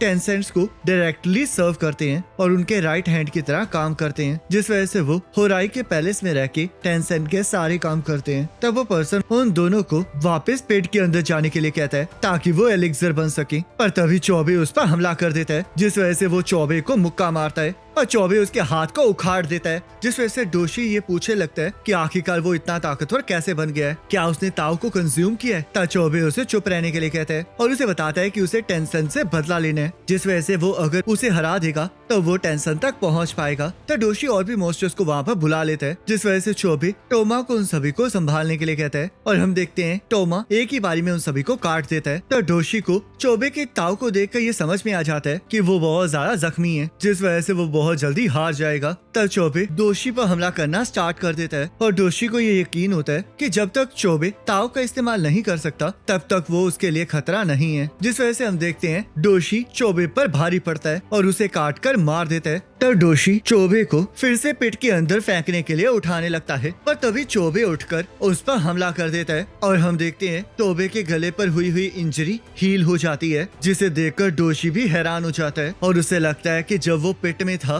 तब चोबे के साथ वहाँ की चीजें मिक्स हो गई हैं। तब चोबे को ताओ महसूस होने लगती है, जिसे सुनकर डोशी हैरान हो जाता है, और वो ये भी देखता है कि चोबे की ताओ बहुत ज्यादा बढ़ गई है, जिस वजह से वो उसे मारने का डिसाइड करता है और उसके ऊपर ताओ से हमला अटैक करना स्टार्ट कर देता है, पर चोबे को ताओ दिखाई नहीं दे रही होती और डोशी आकर उसके हाथ तोड़ देता है, पर उसके हाथ भी ठीक हो जाते हैं और वहाँ पर एक निशान आ जाता है। तब डोशी देखता है कि चोबे के ताओ बढ़ रही है और वो ह्यूमन कैपेबिलिटी से ज्यादा हो गई है। तब चोबे को इसमें मजा आ रहा होता है और डोशी उससे पूछने लगता है कि क्या उसे डर नहीं लग रहा है कि उसकी बॉडी चेंज हो जाएगी और वो एक ह्यूमन नहीं रहेगा। पर हम देखते हैं चोबे को इससे कोई फर्क नहीं पड़ रहा होता, क्योंकि वो तो बस अपने भाई को बचाना चाहता है। और यहाँ हम देखते हैं बचपन में भी उसने अपने भाई को गुंडों से बचाया होता है और वो उसके लिए किसी भी हद तक जाने के लिए तैयार होता है। तब चोबे डोशी के नेवल के ऊपर हमला करता है, जिससे कि डोशी को चोट लगती है और चोबे को यकीन आ जाता है कि नेवल सच में उसकी वीकनेस है। तब डोशी ताओ से चोबे के ऊपर हमला कर देता है, पर इस बार चोबे ताओ को देख लेता है और उससे बच जाता है, जिसे देखकर डोशी बहुत ज्यादा घबरा जाता है और शोशिन को उसे बचाने के लिए कहने लगता है। पर हम देखते हैं टोमा ने सबको पहले ही खत्म कर दिया होता है। तब डोशी फिर से ताओ को इकट्ठा करता है, पर चोबे उस हाथ को तोड़ देता है और उसे एहसास हो जाता है कि ताओ को कैसे इकट्ठा किया जाता है, जिस वजह से उसे एहसास हो जाता है कि उसके अटैक जू के अगेंस्ट इसलिए काम नहीं किए थे क्योंकि वो ताओ का इस्तेमाल नहीं कर पाया था।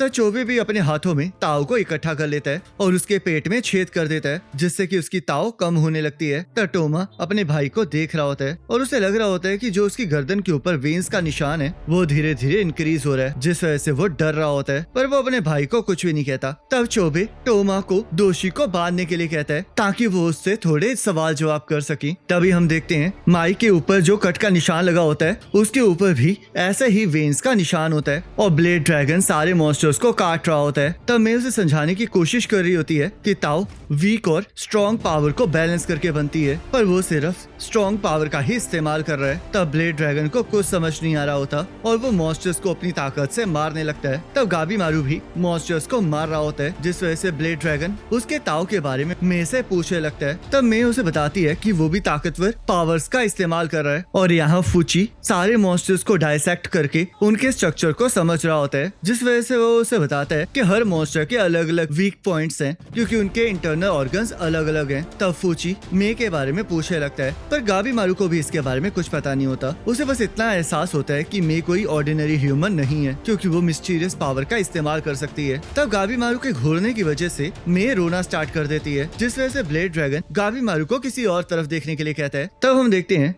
वहाँ पर मौजूद एक डोशी मे को पहचान लेता है और उसे ब्लेड ड्रैगन से छीन के उसके आगे झुक जाता है। तब सभी को पता चलता है कि मे को पैलेस से निकाल दिया गया था और उसके बाद वो कहीं गायब हो गई थी, पर डोशी कब से उसे ढूंढ रहे हैं। तब डोशी मे को अपने साथ चलने के लिए कहने लगता है क्योंकि उन्हें किसी चीज में मे की जरूरत होती है। तब गाबी मारू उसके बारे में पूछने लगता है, जिस वजह से डोशी उन्हें बताता है कि मे एक टेंशन है, तो इसलिए उन्हें ह्यूमंस के साथ नहीं बल्कि होराई के अंदर होना चाहिए क्योंकि मे की मदद के बिना वो ताकतवर नहीं हो सकते। तब गाबी मारू सोचने लगता है कि उसे इस मैटर में इन्वॉल्व नहीं होना चाहिए क्योंकि इससे वो अपने ट्रू गोल से दूर हो जाएगा। पर तभी मे रोते हुए उसे देखती है, जिस वजह से गाबी मारू बिना सोचे समझे उसे बचाने चले जाता है और डोशी उसे कहने लगता है कि उसे इस मामले में दखल अंदाजी नहीं करना चाहिए, जिस पर गाबी मारू भी एग्री करता है क्योंकि वो खुद सरप्राइज होता है कि उसने ऐसे एक्ट किया है। पर उसे एक बात का यकीन होता है कि वो मे को रोते हुए नहीं देख सकता, जिस वजह से वो उसके लिए कुछ भी करेगा। तब वहाँ पर एक और डोशी आ जाता है ताकि वो उन लोगों को ठिकाने लगा के एलिक्सर में कन्वर्ट कर सके। तब हम देखते हैं वहाँ पर बहुत सारे इंसेक्ट्स आ जाते हैं, जिन्हें देखकर ब्लेड ड्रैगन बहुत ज्यादा खुश हो जाता है क्योंकि अब उसे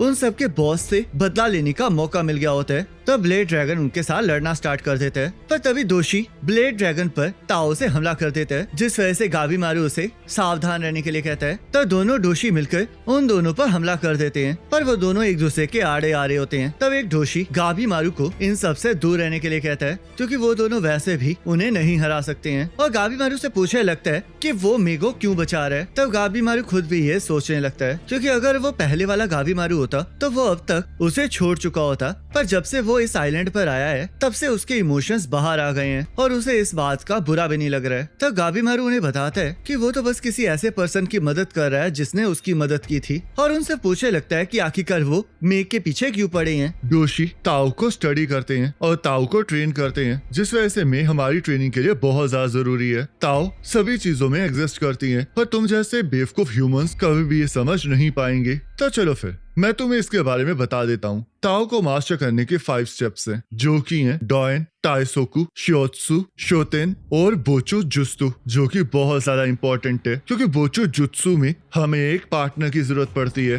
क्योंकि इसके अंदर यिन और यांग का सर्कुलेशन होना इंपॉर्टेंट होता है। तब ब्लेड ड्रैगन को ये बात समझ नहीं आ रही होती, जिस वजह से फूची उसे समझाता है कि वो इंटरकोर्स की बात कर रहा है, जिस पर ब्लेड ड्रैगन को बिल्कुल विश्वास नहीं आता। ये एक तरह की नोवेल टाइप की ट्रेनिंग होती है। सभी थिंग्स के अंदर या तो यिन होती है या फिर यांग, और एक पर्सन को अपने ताऊ को उस पॉइंट तक ग्रो करना चाहिए जब तक ये दोनों चीजें उसके अंदर फ्लो ना करनी स्टार्ट हो जाएं। पहले डोइन और ताइसोकु को यूज करके माइंड और बॉडी को ट्रेन किया जाता है और उसके बाद दोनों पार्टनर्स के यिंग और यांग आपस में ज्वाइन हो जाते हैं और सर्कुलेट करने स्टार्ट हो जाते हैं, जिसे बोचो जुत्सु कहा जाता है। और इस मेथड से जो ताऊ पैदा होती है उसके अंदर लॉ ऑफ नेचर को चेंज करने की पावर होती है। हमारे मास्टर द टेंसन ने ही इस टेक्निक को डेवलप किया है और वो लोग अपनी ही बॉडी के अंदर यिंग और यांग को सर्कुलेट करते हैं और उसके बाद बोचो जुत्सु परफॉर्म करते हैं, जिससे कि उनकी ताऊ की एनर्जी इंक्रीज हो जाती है। उन्होंने 1000 सालों से ये प्रैक्टिस किया है, जिससे कि उनके ताऊ का लेवल बहुत ज्यादा इंक्रीज हो गया है। टेंशन के अंदर दोनों यिंग और यांग प्रेजेंट होते हैं, पर हम जैसे ऑर्डिनरी क्रिएचर्स में सिर्फ एक ही होता है, जिस वजह से हमें यिंग और यांग के सर्कुलेशन के लिए पार्टनर की जरूरत है। हम लोग मेल है, जिस वजह से हमारे अंदर यांग है, और मे लड़की है जिसके अंदर हाईएस्ट क्वालिटी का यिन है। तो इसलिए हमें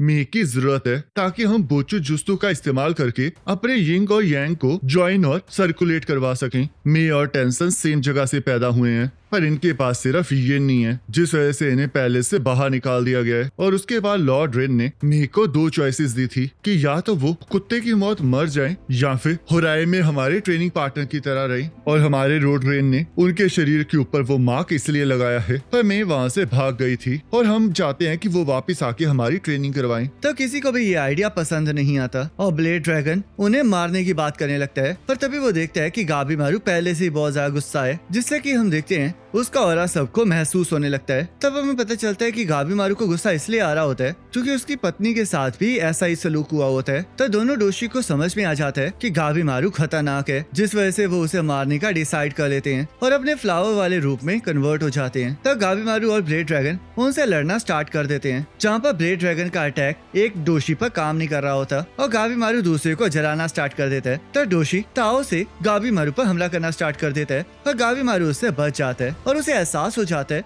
कि उसके हमले टेंशन से कमजोर हैं। तो बटरफ्लाइज उन पर हमला कर देती हैं, जिन्हें गाबीमारू जला देता है और वहाँ पर एक फायर की दीवार बन जाती है। तो गाबीमारू सोच रहा होता है कि आखिरकार वो ताओ को अच्छे से कैसे डिटेक्ट करे, जिसके लिए उन्हें मे की बातों को समझना पड़ेगा। पर तभी फूची गाबीमारू को बताता है कि वो खुद पर ज्यादा जोर दे रहा है और अगर उसे ताओ को देखना है तो उसे अपने माइंड को स्ट्रॉन्ग और वीक दोनों रखना पड़ेगा। और हम देखते हैं फूची को ये इसलिए समझ आ गया होता है क्योंकि मे ने उसे छूकर उसे उसके ताओ का एहसास दिलाया होता है। तब मे गाबीमारू के हाथ को भी पकड़ लेती है, जिससे कि गाबीमारू को कुछ एहसास होने लगता है, पर अभी भी उसे कुछ दिखाई नहीं दे रहा होता। तब फूची उसे समझाता है कि उसे ताओ को देखने के लिए ज्यादा ट्रेनिंग की जरूरत है और ऐसे स्टेट ऑफ माइंड की जरूरत है जहाँ पर सब कुछ बैलेंस्ड हो, जिस वजह से वो उसे अपने दिमाग को कमजोर करने के लिए कहता है क्योंकि इस टाइम उसका दिमाग बहुत ज्यादा स्ट्रॉन्ग होता है। तब मे उसे समझाती है कि स्ट्रॉन्ग वीक का फ्रूट होता है और वीक स्ट्रॉन्ग का सीड होता है, जिस वजह से गाबीमारू को सागिरी की बात याद आ जाती है और हम देखते हैं उसे ताओ समझ में आ जाती है, जिसे सुनकर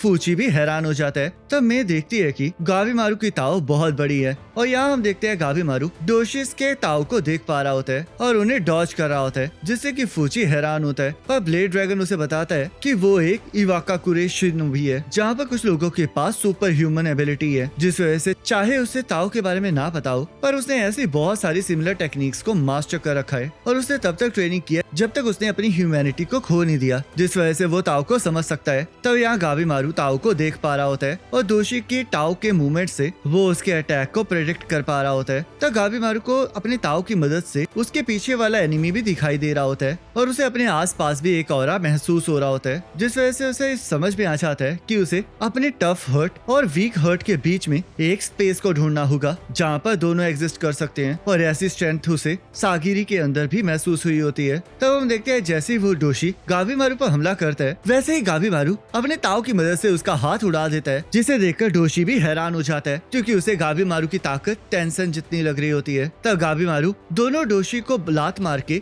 नीचे फेंक देता है और डोशिस को यकीन नहीं आ रहा होता कि गाबीमारू ने इतने कम टाइम में ताओ को सीख लिया है। तो गाबीमारू उनसे उनके बाकी साथियों के बारे में पूछने लगता है, पर क्योंकि डोशी हारने वाले होते हैं तो वो इसका जवाब देने के लिए तैयार हो जाते हैं, जिस वजह से वो गाबीमारू को बताता है कि तीनों डोशिस को बाकी ह्यूमंस पर नजर रखने के लिए भेजा गया है क्योंकि वो लोग खतरनाक हैं, जिस वजह से उन्हें उन सभी को ठिकाने लगाना होगा। तब वो दोनों डोशिस फिर से गाबीमारू पर हमला कर देते हैं, पर ब्लेड ड्रैगन और गाबीमारू मिलकर उन्हें हरा देते हैं। तब यहाँ सागिरी और उसके साथी होराई का गेट खोल के अंदर चले जाते हैं जहाँ पर बहुत सारी मूर्तियाँ होती हैं और वहाँ पर एक टेंसन मूव भी होता है जो कि अपने एक इशारे से होकू का सिर उड़ा देता है। तब मुंह उन ह्यूमंस को देखकर बहुत खुश होता है क्योंकि पिछले 1000 सालों से वहाँ पर कोई नहीं पहुँच पाया होता है। तो यूजुरिया को समझ में आ जाता है कि मुंह खतरनाक है, जिस वजह से वो वहाँ से भागने लगती है, पर मुंह उसे पकड़ लेता है और उसे बताता है कि वो अभी के लिए उन्हें नहीं मार रहा है। तो सागिरी को भी समझ में आ जाता है कि मुंह कितना ज्यादा खतरनाक है, जिस वजह से वो यूजुरिया को बचाने के लिए मुंह की तरफ तलवार पॉइंट कर देती है और पूछने लगती है कि आखिरकार वो कौन है। तब हम देखते हैं हुको भी अभी तक मरा नहीं होता और उन सभी को बताता है कि वो टेंसन के सामने खड़े हैं। तो सेंटा ये देख के बहुत ज्यादा हैरान होता है कि होको अभी भी जिंदा है, जिस वजह से मुंह से बताता है कि उसने उसका सिर उसे मारने के लिए अलग नहीं किया है, बल्कि इससे तो उसकी ट्री में कन्वर्ट होने वाली ट्रांसफॉर्मेशन तेज हो जाएगी। तो होको को भी एहसास हो जाता है कि यही उसकी तकदीर है और वो ये प्रे करने लगता है कि उसकी सोल को होराई के अंदर इनवाइट किया जाए, पर मुंह से बताता है कि वो जिस कहानी की बात कर रहा है वो झूठी है, जिस वजह से ऐसा कुछ भी नहीं होने वाला। जो तुम बात कर रहे हो ऐसा कुछ भी नहीं होने वाला, क्योंकि वो एक झूठ है। ये झूठ हमारे मास्टर ने बनाया था ताकि वो आइलैंड के ऊपर ऑर्डर मेंटेन कर सकें। और हाँ, ये आइलैंड लाइफ के ऊपर एक्सपेरिमेंट कंडक्ट करने के लिए है और तुम और बाकी सभी लोग बस उसी एक्सपेरिमेंट के प्रोटोटाइप हो। और जो भी ह्यूमंस इस आइलैंड पर आए हैं वो सारे के सारे रिसर्च मटेरियल्स हैं। देखो, ये क्योशीज हैं जिन्हें मैंने ह्यूमंस को कन्वर्ट करके बनाया है। ये भी तुम्हारी तरह इसी आइलैंड पर आए थे और मुझे ह्यूमंस के साथ खेलना बहुत ज्यादा पसंद है, जिस वजह से मैं उनके साथ हमेशा ऐसे ही खेलता हूँ। पर हाँ, हम हमेशा ह्यूमंस के साथ ऐसा नहीं करते हैं, क्योंकि अगर हमारे पास कोई हाई क्वालिटी ह्यूमन होता है तो हम उसे एलिक्सर ऑफ लाइफ में कन्वर्ट कर देते हैं। और अगर तुम उसे ढूंढते हुए आए हो तो मैं तुम्हें बता दूं कि ऐसा कुछ एग्जिस्ट नहीं करता है, क्योंकि चाहे एलिक्सर हमारे लिए जरूरी हो, पर ये ऑर्डिनरी ह्यूमंस को पेड़ में कन्वर्ट कर देता है। जैसे कि तुम होको और दूसरे फ्लावर लोगों को ही देख लो, जिनके पास इटर्नल लाइफ तो है पर उनके पास इटर्नल यूथ नहीं है। वैसे मेरे साथी इस टाइम इसी पर रिसर्च कर रहे हैं, पर अभी भी उन्हें कुछ नहीं मिला है। पर मैं तुम्हें एक चीज की गारंटी दे सकता हूँ कि जिस चीज को तुम ढूंढ रहे हो वो इस आइलैंड पर नहीं है। तो ये सुन के सागिरी हैरान हो जाती है और सोचने लगती है कि अब गाबीमारू का क्या होगा, क्योंकि उसे एलिक्सर के बिना तो माफी नहीं मिलेगी। तब मून सभी को अपने साथ चलने के लिए कहता है, क्योंकि उसे उन पर भी एक्सपेरिमेंट करने होते हैं। पर तभी यूजुरिया उसकी कैद से आजाद हो जाती है और मुंह पर हमला करके उसकी गर्दन को काट देती है, जिस वजह से उसे लगता है कि उसने उसे मार दिया है और वह सागिरी को वहाँ से भागने के लिए कहने लगती है। पर सागिरी उससे थोड़ी देर रुकने के लिए कहने लगती है, पर यूजुरिया उसे होश में आने के लिए कहती है और उसे समझाती है कि इस टाइम उनका जिंदा रहना बहुत ज्यादा जरूरी है, जिस वजह से उन्हें वहाँ से जल्दी निकलना चाहिए। जिस वजह से वो तीनों भागने लगते हैं। पर तभी मुंह दोबारा से रीजनरेट हो जाता है और अपने साथियों को यूजुरिया के ऊपर फटा देता है, जिससे कि उसके ऊपर एसिड गिरने वाला होता है। पर यूजुरिया बच जाती है, जिससे कि मुंह को लगता है कि वो भी ताओ को देख सकती है। और हम देखते हैं चाहे यूजुरिया को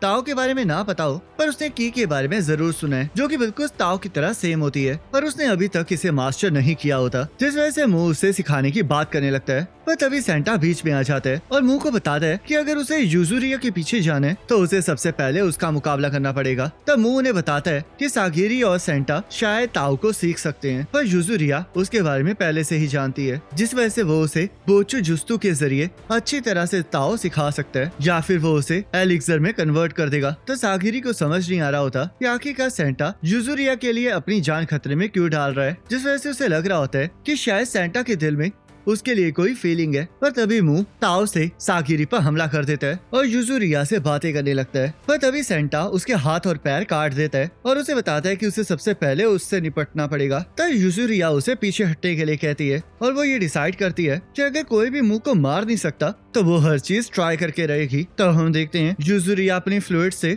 मुंह को कैद कर लेती है, जिससे कि उसकी स्किन जलने लगती है और हमें पता चलता है कि यूजुरिया अपने निंजुत्सु की मदद से मेडिसिन को खा के दोबारा से बना सकती है। तो यूजुरिया मुंह के अपर बॉडी को उड़ाने में कामयाब हो जाती है, पर मुंह फिर से रीजनरेट कर लेता है और उसे बताता है कि वो ताओ की ही एक एप्लीकेशन का इस्तेमाल कर रही है, उसे अच्छे से मैनिपुलेट करना सीखने की जरूरत है। तब सेंटा मुंह की आंखों को काट देता है और बहुत विश्वास से कह रहा होता है कि वो लोग उसे हराने का रास्ता ढूंढ सकते हैं, जिस वजह से मू उन्हें सब कुछ ट्राई करने के लिए कहता है। और हम देखते हैं उन दोनों का ही हमला मू को टच ही नहीं कर पा रहा होता, तब मू यूजुरिया को पकड़ लेता है और सेंटा को दूर पटक देता है और उन्हें बताता है कि जब तक वो ताओ को मास्टर नहीं कर लेते तब तक वो उनका सामना नहीं कर सकते। तब सागिरी हुको से टेंशन की कमजोरी पूछने लगती है, पर हुको उसे बताता है कि टेंशन एक गॉड है और उसे ये डिवाइन पनिशमेंट मिली है। पर सागिरी उसे समझाती है कि वो लोग मरने वाले हैं, जिस वजह से उसे उनकी मदद करनी पड़ेगी ताकि वो लोग मे से दोबारा से मिल सकें। तब सागिरी मू के ऊपर हमला करना स्टार्ट कर देती है और मू से बताता है कि उसके पास ऑर्डिनरी ताओ है, जिस वजह से वो उसका कुछ नहीं बिगाड़ सकते। तब हम देखते हैं हुको ने सागिरी को मू के नेवल पर हमला करने के लिए कहा होता है, क्योंकि लेजेंड्स के हिसाब से वहीं पर ताओ प्रोड्यूस होता है और पूरी बॉडी में फ्लो होके वापस वहीं पे पहुंच जाता है। पर हम देखते हैं इसका कोई फायदा नहीं होता, क्योंकि ताओ ना होने की वजह से वो लोग मू का कुछ नहीं बिगाड़ सकते। तब हम देखते हैं सागिरी भी बैलेंस वाले स्टेट ऑफ माइंड को अचीव कर लेती है, जिससे कि उसकी ताओ इंक्रीज हो जाती है और वो मुंह के ऊपर कट मार के उसका खून बाहर निकाल लेती है, जिसे देखकर मुंह हैरान हो जाता है।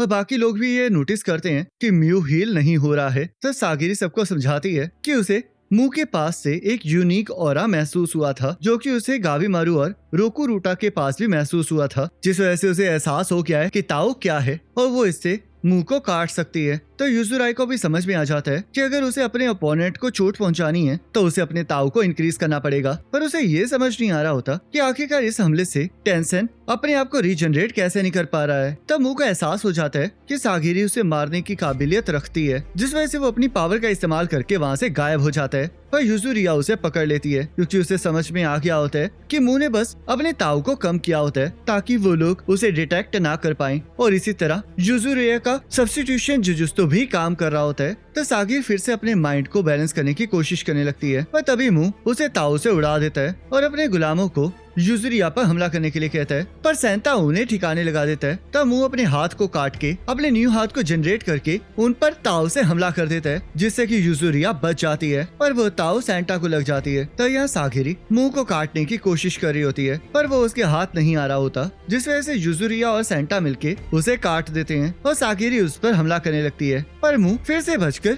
हवा में उड़ जाता है, क्योंकि वो एयर में ताओ को मैनिपुलेट कर रहा होता है और तभी वो बबल्स बना के उन सभी पर हमला कर देता है, जिससे कि वो लोग बच जाते हैं। और हम देखते हैं बैलेंस वाली टेक्निक को ज्यादा यूज करने की वजह से सागिरी की नाक से खून निकलने लगता है। तो यूजुरिया उसे अभी हार मानने से मना करने लगती है, क्योंकि मुंह उसके अटैक से बच रहा होता है। और ऐसा इस वजह से होता है क्योंकि उसे एहसास हो गया होता है कि सागिरी उसे हरा देगी, और क्योंकि वो एक मॉन्स्टर है तो उसे मारा जा सकता है, जिस वजह से यूजुरिया उसे पकड़ेगी और सागिरी उसे मार डालेगी। तो यूजुरिया मुंह की टांग को पकड़ लेती है, जिस वजह से मुंह उस पर बबल से हमला कर देता है, पर यूजुरिया उसे फिर भी नहीं छोड़ती है और उसे घुमाकर सीधा जमीन पे पटक देती है। तो सेंटा भी अपनी तलवार को मुंह के आर पार करके उसे पकड़ लेता है और सागिरी को उस पर हमला करने के लिए कहता है, जिस वजह से सागिरी उसके पेट को काटने में कामयाब हो जाती है। तब वो लोग देखते हैं कि मुंह दोबारा से रिजनरेट नहीं कर रहा है, जिस वजह से उन्हें लगता है कि वो उस लड़ाई को जीत गए हैं। पर सागिरी को अभी भी इस बात का यकीन नहीं हो रहा होता और वो कहने लगती है कि अगर एलिक्सर ऑफ लाइफ एग्जिस्ट नहीं करता तो आखिरकार अब उन्हें क्या करना चाहिए। तो यूजुरिया उसे इस बात की चिंता करने से मना करती है और सेंटा उन्हें थोड़ी देर के लिए आराम करने के लिए कहता है। तो सागिरी सेंटा से पूछने लगती है कि क्या उसे यूजुरिया को लेकर कोई फीलिंग है। तो सेंटा इसके लिए मना करने लगता है और बताता है कि वो तो बस यूजुरिया से जेलस है, क्योंकि वो बहुत ज्यादा फ्री है, क्योंकि वो बचपन से ही एक आर्टिस्ट बनना चाहता था, पर उसकी फैमिली में सभी यामाडा क्लैन के स्वॉर्ड्समैन बनते थे, जिस वजह से उसे एक एग्जीक्यूशनर बनना पड़ा और आखिरी में आते आते उसे सब कुछ छोड़ के किलिंग पर ही फोकस करना पड़ा। तब हम देखते हैं यूजुराई ने उसे अच्छे से पहचान लिया होता है और यूजुराई को देखकर सेंटा को लग रहा होता है कि उसे भी उसी की तरह फ्री रहना चाहिए था। तो सागिरी को एक आइडिया आता है और वो तय करती है कि अब वो लोग आइलैंड पे आए लोगों को बचाने का रास्ता ढूंढेंगे, जो आइडिया सेंटा को बहुत पसंद आता है। तब यह गावीमारू को ताओ का एहसास तो हो गया होता है, पर अभी तक उसने उसे पूरी तरह मास्टर नहीं किया होता और उन्हें पता नहीं होता कि आखिरकार अब उन्हें आगे कहाँ जाना चाहिए, और वो मे से भी इसके बारे में पूछा नहीं चाह रहे होते। तब गावीमारू मे से पूछने लगता है कि क्या उसने किसी स्पेसिफिक रीजन की वजह से उसका पीछा किया है,